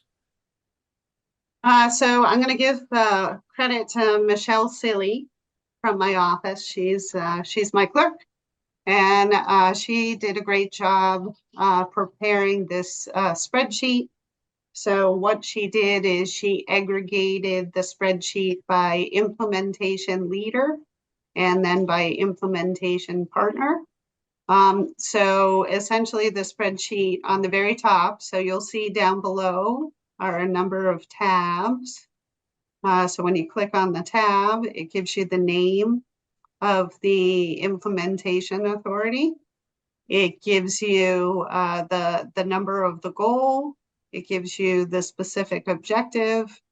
It tells you who all the project implementation leaders are, who the partners are, and then it asks for the implementation status, task completed to date, proposed future tasks, and then the final tab is reasons why the objective wasn't implemented or no longer applicable. So of course, I went through the objectives that have been assigned to me and the planning board. And I got through about 90% of these. You can see I kind of petered out at the end today. So what I did is the first one, create a downtown planning revitalization committee. And then you can continue on from there. The implementation status is that it is underway. Task completed to date. Well, the master plan implementation committee oversaw the creation of the 2024 downtown revitalization plan report. The future tasks is it's kind of foggy as to what's going to happen from this point forward. So I wrote clarity is needed as to whether the MPIC will continue to fulfill this role going forward. So that's still a question. Then moving on to the next goal or objective, explore options for creating a fresh and cohesive identity or brand for the new downtown area. I said that that's also underway. I mentioned the downtown revitalization report. Then I mentioned things that are to happen in the near future. So of course, that's the downtown streetscape project. And then I also mentioned, this isn't something that I've spoken to you folks about, but I do plan to apply with the June funding round for technical assistance grant from the Massachusetts Downtown Initiative for participation, well, technical assistance to do a branding and wayfinding program. So that's kind of what we were thinking about. So Michelle has been working with our IT folks to figure out how we can make it so that each of you can fill in. So for example, John Campbell. John Campbell is the representative from the Open Space Committee. So John, you have a couple of recommendations that are assigned to your group. So what this spreadsheet would enable you to do is you would receive a password that would provide you with access to a kind of like master spreadsheet. So then you'd be able to go into the spreadsheet and plug in the answers to these questions. So you could provide the updates on these two tasks. And so everybody who is here, obviously we don't have a police or fire representative here. So in this case, I'd be reaching out to the police chief and the fire chief for help in filling out this task here and what the implementation status is. But a number of you folks represent boards and committees that I'm not necessarily well tuned into what you're doing, like the Historic District Commission. Millie? Yep. So let's go to Historic District Commission. You folks have a lot that you're responsible for. Yep. And so this program that Michelle created with IT would enable you to go into the spreadsheet yourself and write in the answers. And we have definitely done quite a bit of those things. So yeah. So that's awesome. So it would certainly help us out. You know, there are different perspectives on certain recommendations. Like, for example, there are a couple for the Open Space Committee that also appeared on the planning director list. And I put in there, talk to John Campbell to see what the Open Space Committee has been doing. Because I Nice. don't know the answer. So you filling it out on this sheet will ultimately result in, so then we can compile all of the answers together and have a full picture of what all of these departments and committees and boards have been doing over the last 4 years to implement these recommendations. This is amazing, actually. Oh, good, good. Yeah. I think what I'd recommend, we just saw this, Lori just sent to this recently. What I'd recommend we do is first structurally, between now and the next meeting, each of us have a chance just to review this particular approach in a little bit more detail and bring it back on the agenda for the next meeting just to talk about, does anybody have any comments about the actual spreadsheet itself and what's going to happen here and the process? Not so much to start to madly work to update all these boxes. I mean, if anybody wants to try and, for their particular one, update some boxes and get a password from Lori, that's fine. But I think the main thing here is this is the first time we've seen this, and I agree. I think it's a great approach, but I think we need to make sure that we don't have any comments or changes to the actual process itself. So I would recommend that, this come up again next time when we've all had a chance to sort of take a more of a detailed look at it and see if we have any questions or comments. John, you had your hand up? Well, with respect to you, Mr. Chair, I was just wondering why would there be any delay in having Lori get this out to the respective committee chairs, and they could start the process of learning how to log into it and fill in the fields, and at the next meeting you could review how that's going. Yeah, I don't know that our committee needs to comment on this, spreadsheet work of art here.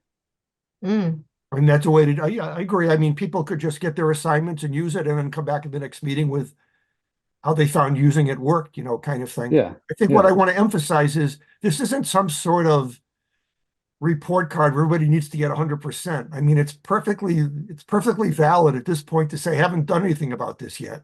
I mean, that's a very perfectly valid answer. There's a lot of stuff in here, and all we've been concentrating on so far is the downtown. So, I agree with John. We could just send this out to all the different people, get it started. I think it's, But don't somehow feel that, if your particular part comes back with a lot of nothing's been happening yet answers on some of these things, that somehow, you're not doing your job. I mean, it's not the intention of this to force all these things to get done in a hurry. It's just to sort of see where we stand on stuff, and then it'll help us decide, what we want to emphasize going forward. So please don't feel in any way, threatened by this, that your particular set of tasks isn't anywhere near complete yet. It wasn't the idea of this to do that.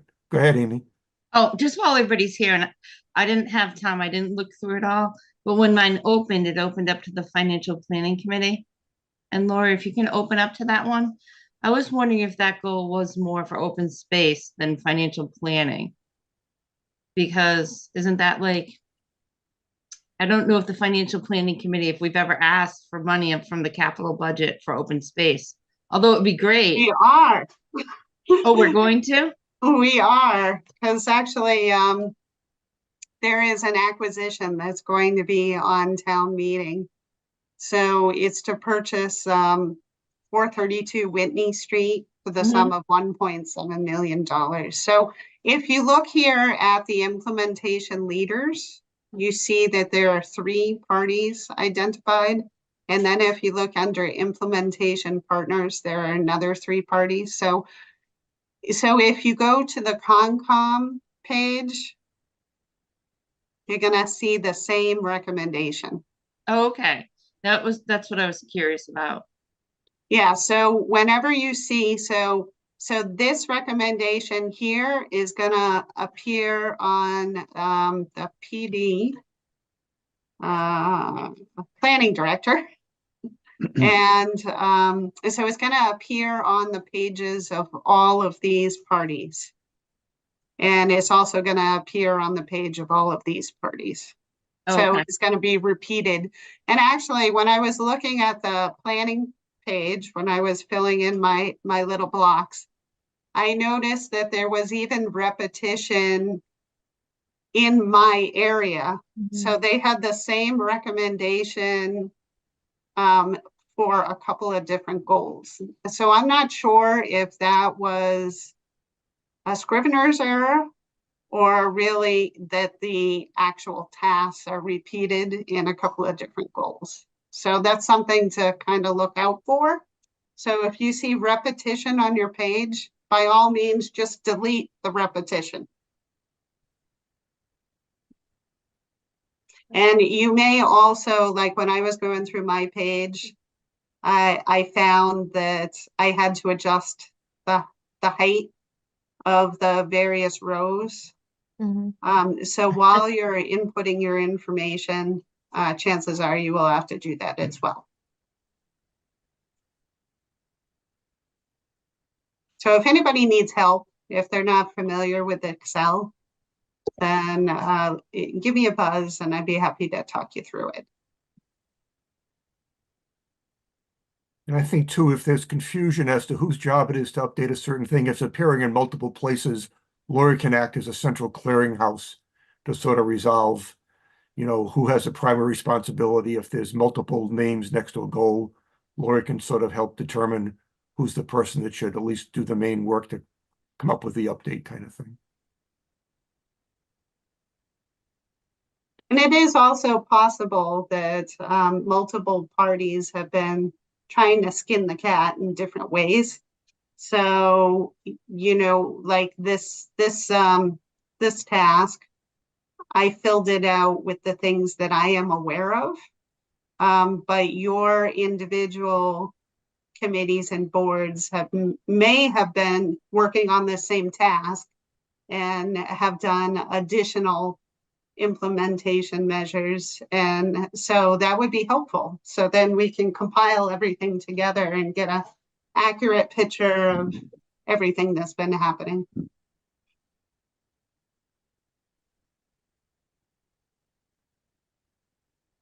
Any other questions or comments about the general process that Lori's recommending here that we follow to update how we stand on the different recommendations of the master plan? Is everybody agreeable to having Lori, you know, get the passwords out to the people responsible? You know, she can communicate through email to the people responsible where she'd like to see updates happen and, you know, explain the process of how you log on and do the updates. And then once again, you know, people can do the best they can to provide some updates between now and the next meeting. I would say, so our next meeting is going to be the third Thursday in April. Lori, from your perspective, we'd probably want to get this, you know, an updated version of this will be when it's usually the Tuesday of the week of the meeting that Michelle sends out the agenda and the minutes and the attachments. So I guess we're saying here that another version of this would be sent back to the committee on the Tuesday, whatever the Tuesday is, the third Tuesday of April, whatever that is kind of thing. So people would need to have, you know, as much as they want to get completed by then. And once again, I think the whole purpose of what happens in the next month is just to get comfortable with this, and also don't hesitate to make recommendations about the actual spreadsheet of the process itself. There are things that people think can be improved or done differently on the process. You know, we can keep modifying the process itself as well as, you know, providing updates.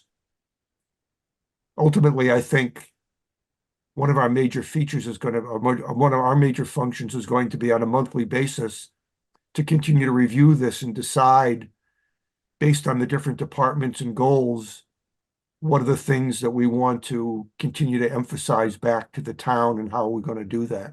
So I see this as being our main reason for existence going forward is the continual update and management of this spreadsheet and recommending back to the town, here are things that our committee thinks are important, and it seems like, you know, not a lot is happening and we think something should be happening and that kind of thing, or we're fairly close to something being completed, how much more has to be done to complete it. So, you know, this will be a tool we can use to manage, which I think is our main function, which is managing the master plan going forward.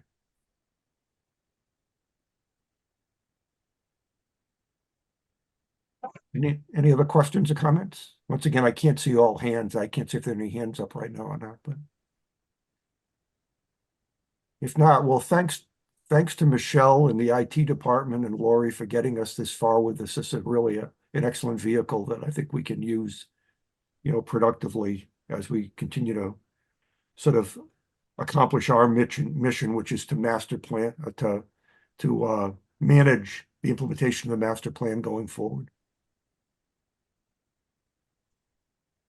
Okay, I'll leave it to you, Lori, to sort of get the word out to the proper people with how to go forward with this between now and the next meeting. Shall do. And thank you in advance to everybody who's going to do some work on this. I appreciate that also. Okay, moving down onto old new business. Discussion of downtown streetscape improvement. So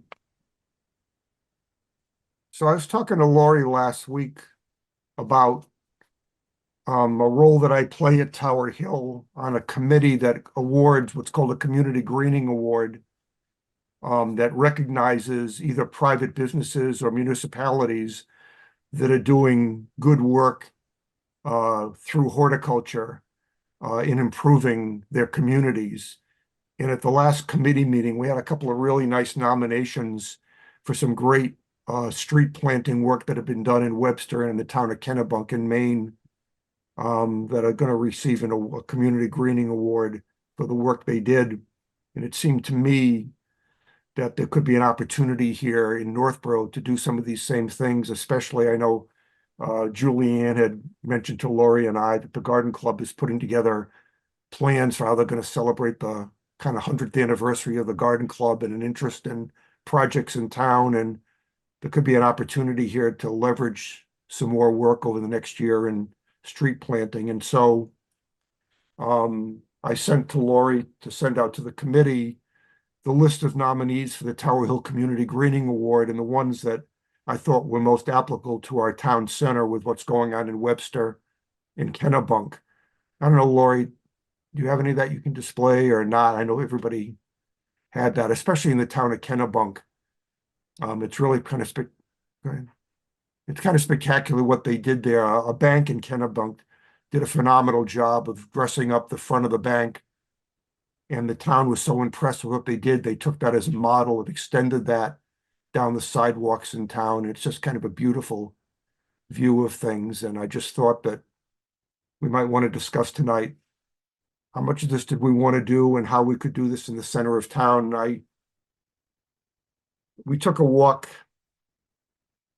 Yeah, if we can sort of move down the pages here till we get to Webster and Kennebunk, especially Kennebunk. Yeah, so in Webster, this was a private business that really sort of redid a garden in front of their space there. They did a lot of work to dig it up and replant it. Did a really nice job with it.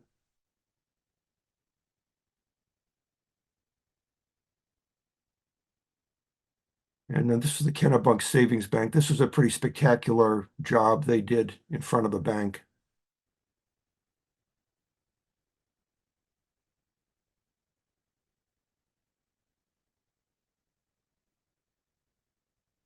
And then, like I said, the town played off of that through the bump outs and down the sidewalks and stuff like that. So you walk down this sidewalk, it's really pretty spectacular.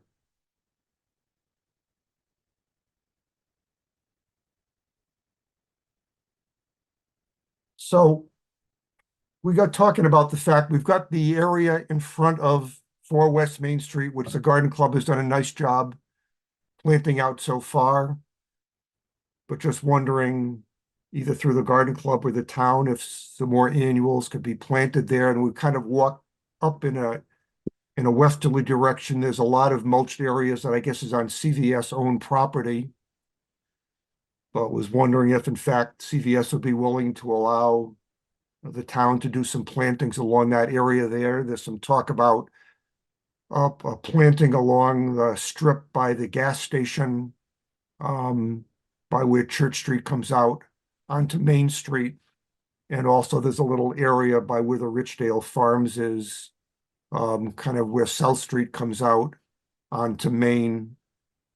If in fact, using kind of what's been done in Webster and Kennebunk as a model, if there's a way to, in the short term, as we're coming into the planting season now, encourage some sort of development of, especially planting of annuals, varieties which really wouldn't need to withstand salt and plowing and snow removal, something that could be done for this season and then, on a seasonal basis be done again. So I was just kind of inspired by what I saw there. And I guess maybe I'll start with you, Julianne, about, is this something you think the Garden Club might have an interest in? Is the scale of what was done in Kennebunk kind of more than we could expect to be done? Or could we approach something like that, especially if we had the permission to plant in some of the mulched areas around CVS and some of these other areas? Could we do something like that to really bring some color and interest into the center of town? Well, I mean, I think that the Garden Club is, I don't know that they could do it all. I don't even know if they can do some. I can't speak for them, but I can say that Gary Phillips, who and everybody, a lot of people on this screen know Gary Phillips. He's our I would say resident expert in native plants, and he redid Watson Park. And if you haven't seen it, you should go see it. It's quite something. And he turned that over in a year or two. Pretty amazing. He and I have been talking about those strips by the gas station and 135 in Maine. And those are very difficult situations. As you can see, that weeds don't even grow. But Gary has gotten a list from his native plant people that some of the plants that he can provide to us would thrive there. I think Kennebunk is beautiful, but I would suspect that those strips between the road and the sidewalk have an irrigation system. And, I think where it's absolutely beautiful and it would be something we'd all aspire to. We have to be somewhat realistic about what kind of money we have. And so anyway, Gary and I, and I'm sure that we could get some volunteers to start looking into those strips. The first step, as you all probably know, would be to get a soil sample. And Lori and I have talked, and we have yet to determine. Would you agree, Lori, who owns those areas? So the area over by the gas station is definitely the Mass DOT right of way. So I saw a site survey, and the site survey showed that it is the Route 20 right of way. So Mass DOT is the owner of that area. The strip over by the gas station, I suspect because of the location of the curb that's also Mass DOT right of way. But I haven't been able to find a site survey because the building is so old.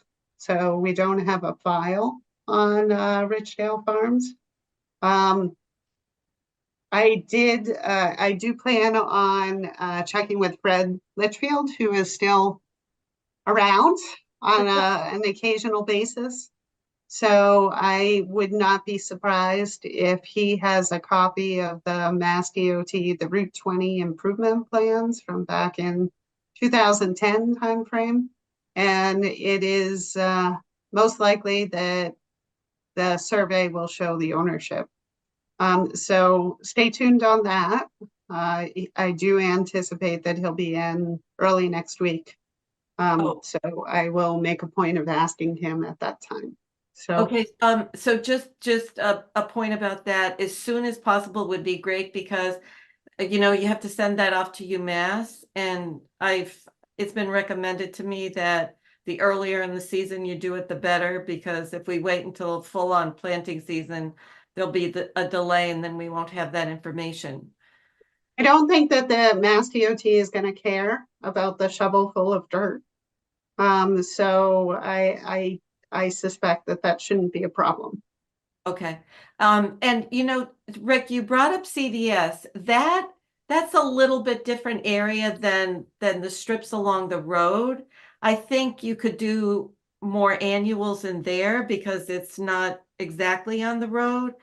And probably, you know, so we'll get a soil sample there too if CVS allows it.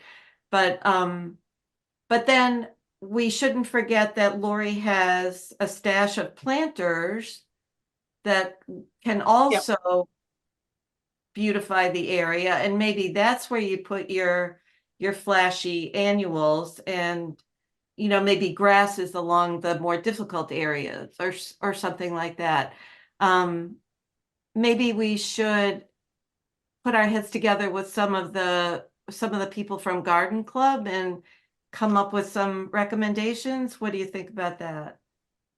That would Yeah, make so sense. there are 4 planters that are gonna be premiered in May. So those will be going out. They were purchased last year.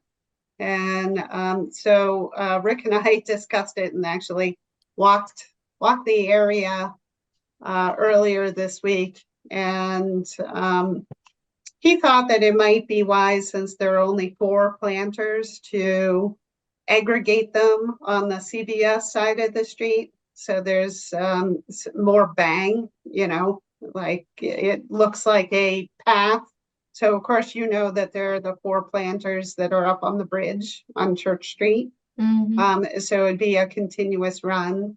And then I am hoping to purchase a few more planters at the end of the fiscal year. So I have to wait to see what my budget is looking like at the end of the fiscal year. And if I have any extra money, I'd like to purchase 4 more planters. So next year, those planters would go on the opposite side of the street. What about on that island as you're coming from Church onto Main? We talked about that. I would like to put a planter there. I gotta talk to Scott. I had previously mentioned that to him, I think last year, and he wasn't too keen on the idea. He thought that Mass DOT would have a problem with it. So I'm gonna have a follow-up conversation with him, speak to his contact at Mass DOT and see if we can get some approval to put a planter on that large island. So in between the large expanse of signs is where I'd like to put it. So it kind of be safe from a truck that might hit the planter. I agree with you, Julian. I think it'd be a good idea. I think that with the planters on the bridge at Church Street and then a planter on that island and some planters going around the corner in front of CVS, you'd start to get a view of planted out stuff as you came into the center of town, you know, down Church Street or heading out, you know, the other way kind of thing. It would all kind of go together. And then I agree with you. If maybe, Julian, you could send those pictures to the Garden Club and maybe set up a session, you know, with you guys and Lori, and just talk about what might be able to be done, some combination of the planters and some annuals or grasses or whatever, and, you know, get permission from CVS to take a look at, you know, this soil there, and could something be planted around that corner there? I think it'd be really nice. And then if we could, even if I'm not sure what the plans are going to be for the garden beds on either side of the lion fountain. I know there's some perennials coming up in there, you know, it looks like there's some iris or some daffodils coming up now. But if some annuals, a few colorful annuals could be interspersed on those 2 beds on either side of the front of the lion fountain there, that could add a little bit of color, you know, and continue to sort of keep Kennebunk in mind as something aspirational, that if we could get to that someday. But I think anything like this we can do would start to show we're paying attention to the downtown. Amy? Yeah, I was wondering, and I could do it if you wanted to write another ARPA request just for the 4 planters right now. The 4 new planters, and plus we need a little planting budget because we have to fill the planters with plants. And I don't think it will be a big ask. I think Lori has the prices for the 4 planters, and then how much it will cost to fill them. We fill them in the spring and the fall. But we might need a little money for the plants that go in the planters. I'm all for that. I don't know if Pat Bigelow would be willing to, I don't know if we've ever worked with her to ask her to donate a little plant material if it wasn't a whole lot. I don't think so. Well, I mean, I haven't, but I know we asked around town before and we haven't gotten any. We could get them at a discount, but So we get them at cost from a wholesaler. So Amy and I have gone out the last 2 years and we select the plantings on the day of, and then we plant either the next day or some day that week. So or the same day. So the more planters we have, then obviously it's a bigger job. And the soil has to be amended every year. So it's a special soil, which is also pricey. so I think we're gonna need a little money for the soil and the plants. But I don't know if that's in front of this committee or we could just do it. Yeah, I have been saving up the money for this year for the 8 pots. So I definitely have enough money for the eight planters. Lori, do you have enough for spring, summer, and fall? Right now, I was planning on, I don't know, it's really hard for me to say because I'm still getting bills in. So there's still a few months left to the fiscal year. So I don't like to commit until I see what my budget is going to be like at the end of the fiscal year. Uh-huh. Just because we're gonna do the 4 planters on the CVS side, would it be a large ask to ask for 4 more planters for the other side this year? Just do it all at once and the plants, and then that will really pop. The planters were what, like $600 or $800 Yeah, I paid about $2,300 for those, for the 4? for the 4. So we could ask for like $5,000, $2,500 for the planters. This would be ARPA money you're talking about? Yep. I don't know, Julianne, does that sound reasonable? Rick, you're always asking. Well, I mean, you're, Personal feeling, ask for I could give it a shot. anything big, I'm but just- yeah, I think definitely, because even if it's just ARPA money this year and maybe even next year, I mean, how many times have people said, oh, those planters on Church Street look so nice? Yep. You'll stimulate interest and then people won't mind if we build it into the budget, but I think it's a great idea. And if Amy will just write the email. Just don't go all out and look at the planters tomorrow. They're not filled yet. We even left the grasses in there, hoping they'll come back this year to save a little money.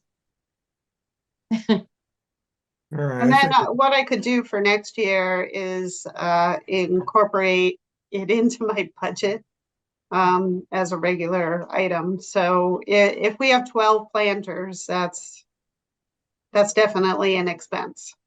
So I'd probably include another line item in my budget of a couple of grand per year to cover the cost of soil, fertilizer, and plants.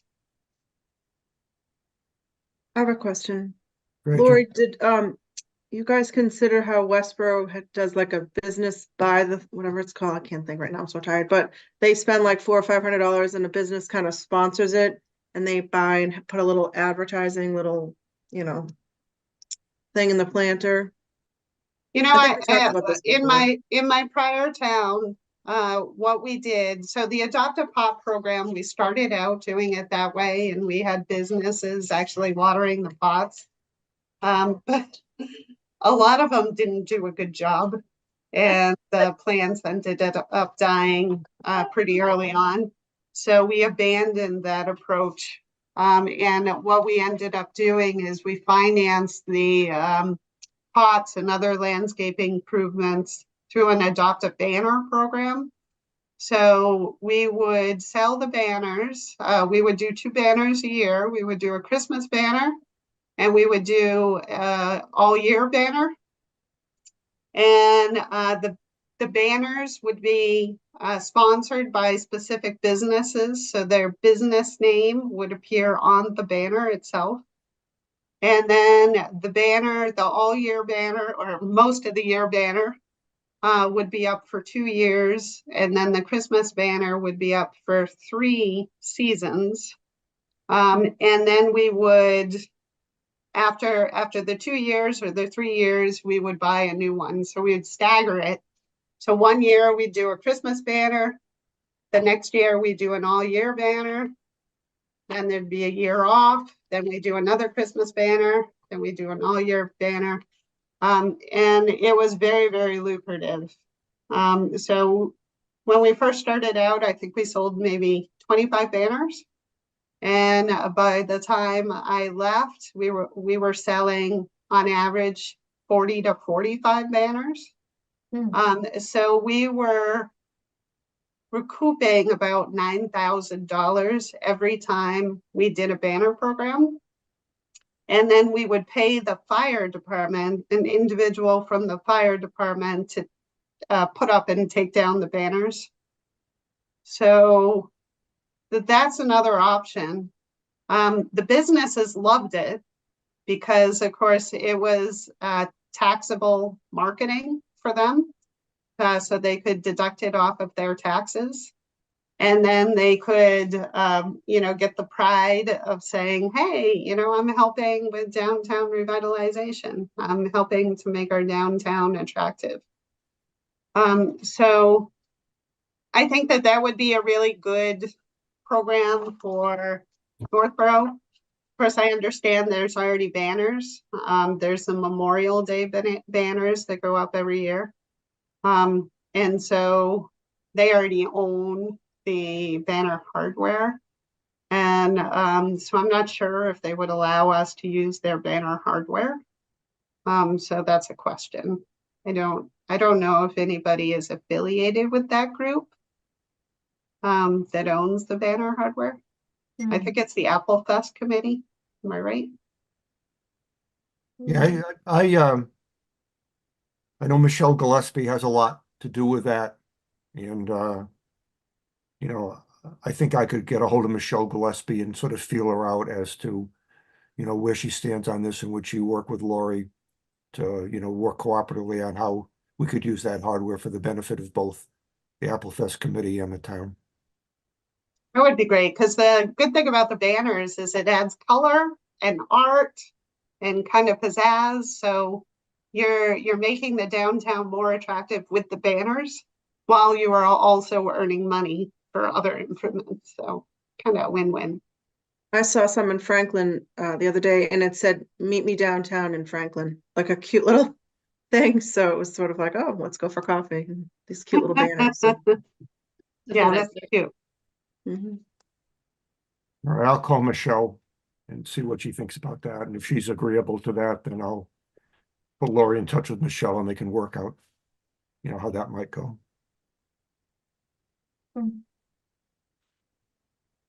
All right, so it sounds like we've got a number of things we can be working on here. I think certainly anything we can start to do here with the planters and some additional planting along Main Street, I think will start to help to, make that particular part of town more attractive and once again start to show that actions are being taken to improve, the look of downtown, short of any major, revitalization or redevelopment. But it's a good first step. And then, the Adopt a Street Tree program is also a step in the right direction. So any other discussion about streetscape improvements at this point?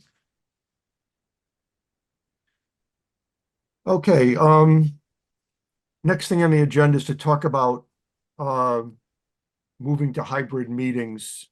You're probably aware that the town is installing the proper technology in the select board meeting room and in conference room B to allow hybrid meetings to take place.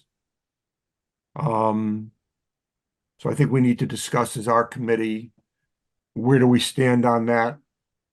My feeling is that I think if we can start to get together face to face in a room, we can be more productive. And although there are some benefits to the technology as far as people not having to come into the center of town, there's also, as we've seen in each meeting, people fading in and out on their technology, and it's not as easy to use as being face to face kind of thing. Obviously, with the hybrid technology, if someone on the committee was not available to be in town but wanted to participate, they could participate remotely.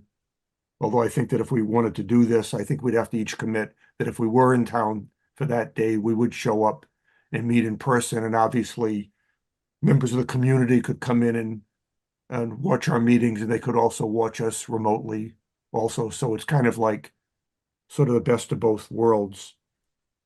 So I guess I'll just open the floor up for comment and discussion around, do we want to, when the technology is available, go to this hybrid meeting approach and start to have at least our committee members start to meet in person in town hall. So who'd like to speak to that? Floor is open. I'm fine with that. I feel like meeting in person does accomplish in some ways a lot more conversation and, throwing about of ideas. Once again, I can't see everybody's face here, whether there are any hands or anything. Who else would like to comment? We do 6 to 8 because like now it's 9:30 and we'd still be at town hall. Or is that too early for people? If we're going in person. And if someone can't make it, they can still go remotely, right? Oh, If yes. someone's traveling or, Yeah. Right. But I think that would be the reason to not be here in person. If we decide to do this, if you are available to show up in person, you just shouldn't stay at home because you'd rather work from your living room. I think we would commit that we would, unless we were out of town, that we would come to this, and we can talk about whether we want to start at 6 or 7. I think we've done a good job tonight. We had a big agenda, but I think for the most part, I think we've done a good job of completing 2 hours on a regular basis. Other comments? I also think it's hard for Lori because she lives further away, and it's kind of hard to ask her to be at town hall every night till 9 o'clock That's a consideration. with a family at home. Yeah. Well, that's conceivable. Lori could join us remotely. Yeah, Lori can go home. That would sort of defeat part of the purpose. Oh, that'd be cool if you're all in a room and I'm at home. Right. I'm not sure that would send the message we want to send. John, you had your hand up? Yeah, Rick, I was just going to say that I foresee your calling the meetings and you have very low attendance in person. And many say, hey, I couldn't make it in person, but they log in. So we might consider trying a trial basis or the occasional meeting once a quarter or something as in person, or when we have some agenda items that might work really well in person, and doing it on that kind of basis. And you're starting to get closer to the summer months where it's going to be even more difficult. So that this might possibly work better toward the fall to get started. But I like in-person meetings. I think they're much more effective at many times, but so many other people on this committee are on other committees too. And, with respect to Lori's time as well, it's going to be hard to call us all in person all the time. Yeah. It's funny how we did it for decades before COVID. I know. I thought the hybrid was meant to help, as you said, it's the best of both worlds when it comes to participation and involvement of the residents, right? Some people are not technologically savvy, some people are not physically mobile. So hybrid allows the residents to participate and or view our meetings much more conveniently, and there's more availability. As people who are volunteering, we should be able to, I guess I would go, as John said, maybe having at least, quarterly or every other meeting, if that's something that we can do. But I think we should meet in person. And if we're having presentations, the presenters don't have to be, Lori doesn't have to be, but we should be able to sit in a room for a couple of hours. I don't think going to 6 o'clock is fair to full-time working people who also volunteer at night. And I think that's why it's always been 7 o'clock. But the hybrid was meant to help the residents participate and be aware of what's going on, not necessarily allow me to sit here under a blanket in my room. So, but it's, I don't think it's too much of an ask if we could do it at least on a quarterly basis, or that we meet in person. Other comments? Or Lori, as just- John go ahead, Julia. mentioned, that if there's an agenda that, Rick, you feel you would like most people to attend in person, then the quarterly and anything that might be better decided if we're in person. Yeah. Lori, are you sensing anything from the town or the state that at some point there's going to be a requirement that people start meeting in person again? From what I've been hearing, I think that the hybrid option is going to be permanent. So that's what that's what I've been hearing. So they will allow people to continue to meet remotely, but the decision hasn't been made. I think there's still another year under the current way of doing things before it expires.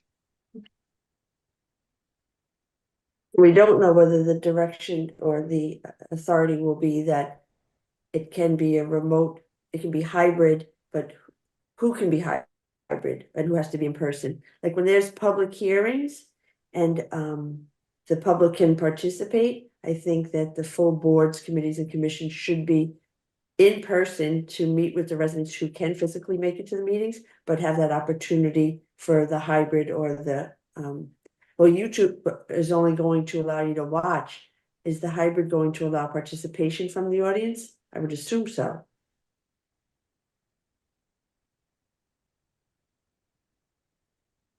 Other comments, Lori? Do you have your hand up, Lori? Or you just- Oh, no, I'm sorry. I'm just playing with my hair. Well, from your perspective, Lori, I mean, you're very important to this committee. You're doing a really good job for us, and you bring a lot of good opinions and input kind of thing. So if we decide to start meeting either on a semi-regular basis, on a regular basis, in person, is that a real imposition on your schedule with everything else you're doing? I've been spoiled the last couple of years, so I'm not gonna lie, it's gonna be hard to go back to all of the in-person meetings because there are so many committees. Yeah. So I really, really like the idea of the quarterly. I definitely see the benefit of meeting in person, at least occasionally. But yeah, I mean, it's certainly your choice, and I will do whatever you folks want to do. If you want to meet in person every month, then we'll meet in person every month. That's fine. But if you're asking for my preference, I would say the quarterly in-person meetings are my preference. Yeah. That's understandable for you.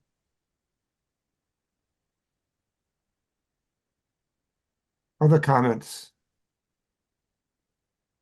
Go ahead, Julia.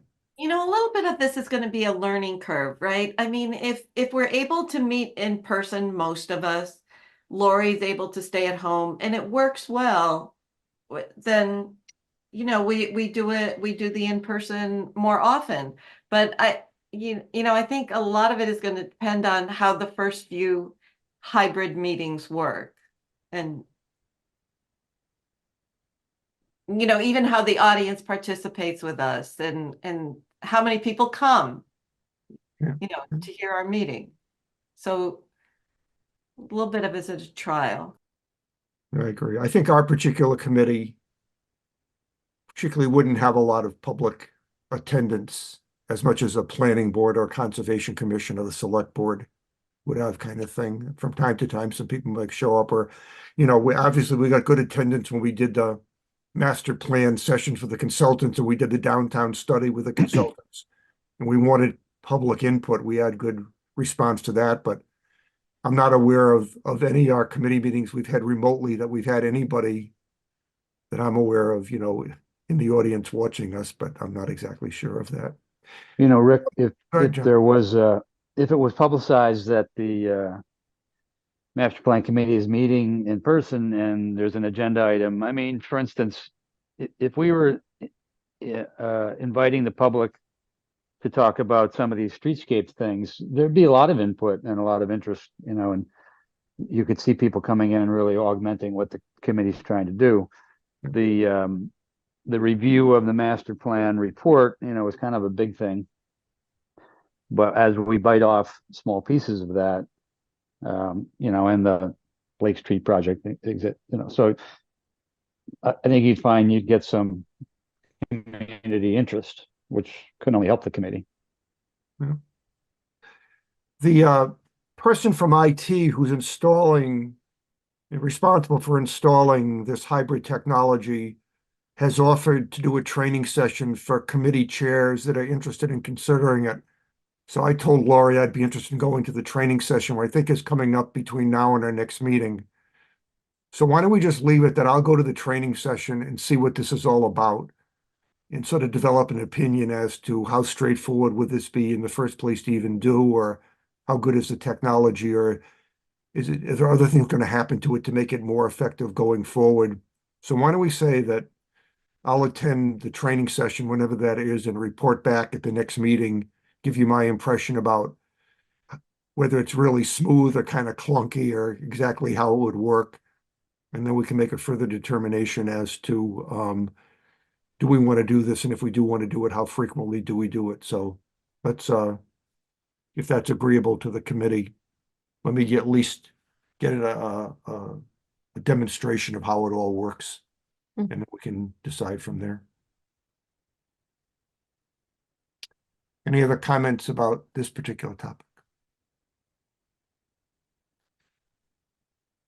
Okay, so that brings us to a review of the minutes. We have two sets of minutes to review tonight, the minutes from December 18th and minutes of February 15th. So the December 18th minutes, there was discussion, Amy had raised some concerns about how things were presented about the Blake Street project and the cost for that. Since that time, there's been some additional modifications to the minutes. Lori came up with a different wording for that, which was sent to us either yesterday or today. So I guess the first question would be, Amy, based on the most recent change that Lori made to the December minutes around this particular topic, do you have any other suggestions? Are you okay with the latest wording that Lori has suggested? Wait, what date are these minutes? So these would be the December 18th? December 21st minutes, and there was a Lori had sent an update to that. Was it today, Lori, or yesterday? I think it might have been.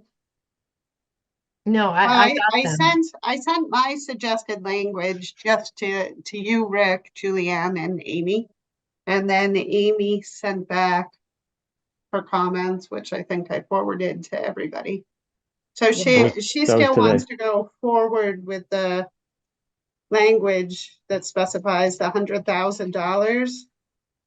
And I'm still concerned about doing that. Of course, it's totally up to you.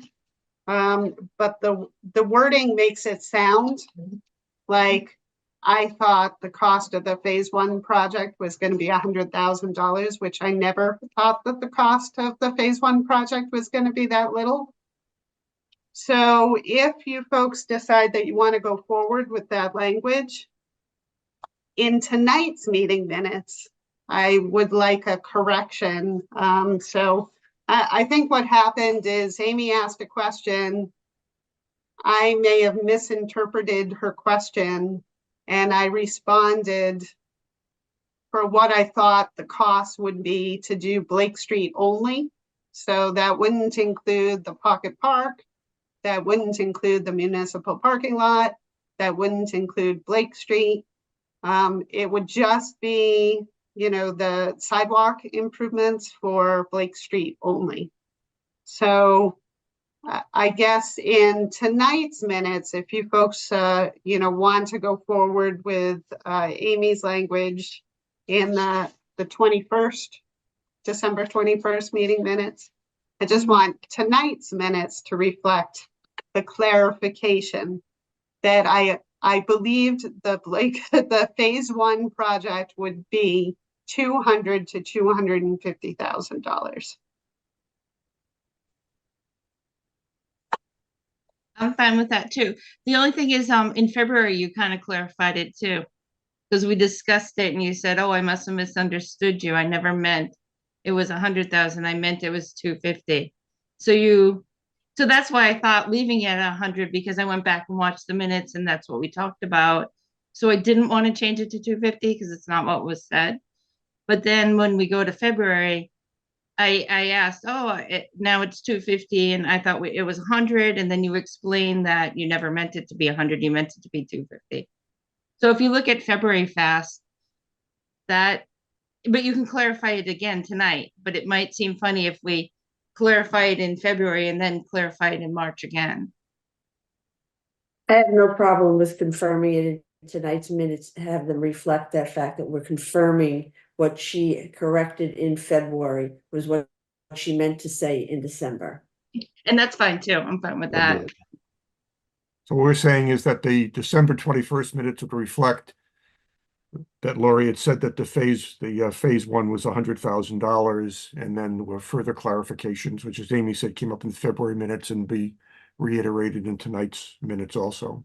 So what we're voting on is to approve the December minutes as submitted with the modification that the cost of the phase 1 downtown revitalization project was stated by Lori to be $100,000. So moved. Second. Any further discussion? Hearing none, we need to vote on each of these individually. Julianne, Aye. Amy, Aye. Millie, Aye. Ashley? You still Yes, with us? please. Okay. Did Tracy have a joint? Tracy? Yes. Aye. Hi. Aye. You said aye, okay. Hi, Fran? yes. Fran? Aye. Gene Kennedy? Aye. Gene Cahill? Aye. Rick Leaf votes aye. John Campbell? Aye. And Jen Tolman. Aye.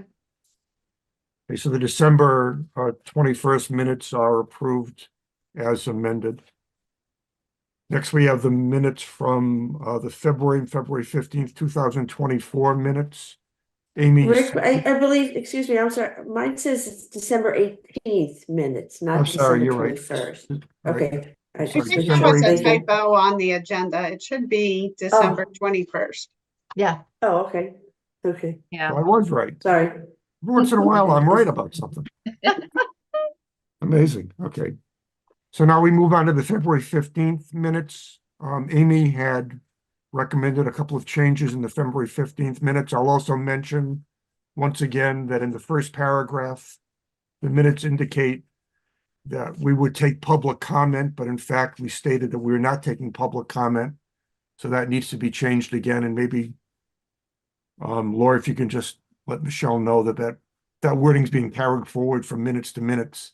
It's Yep. that did not allow public comment is what we've been doing. Oh, yeah. So basically, those would be right now, are there any other changes besides the ones that Amy suggested and changing did allow public comment, it did not? Mr. Chairman, I move we accept the minutes of February 15th as amended. Is there a second for that? Second, Okay, once again, going through the roll, Julianne, Aye. Amy, Aye.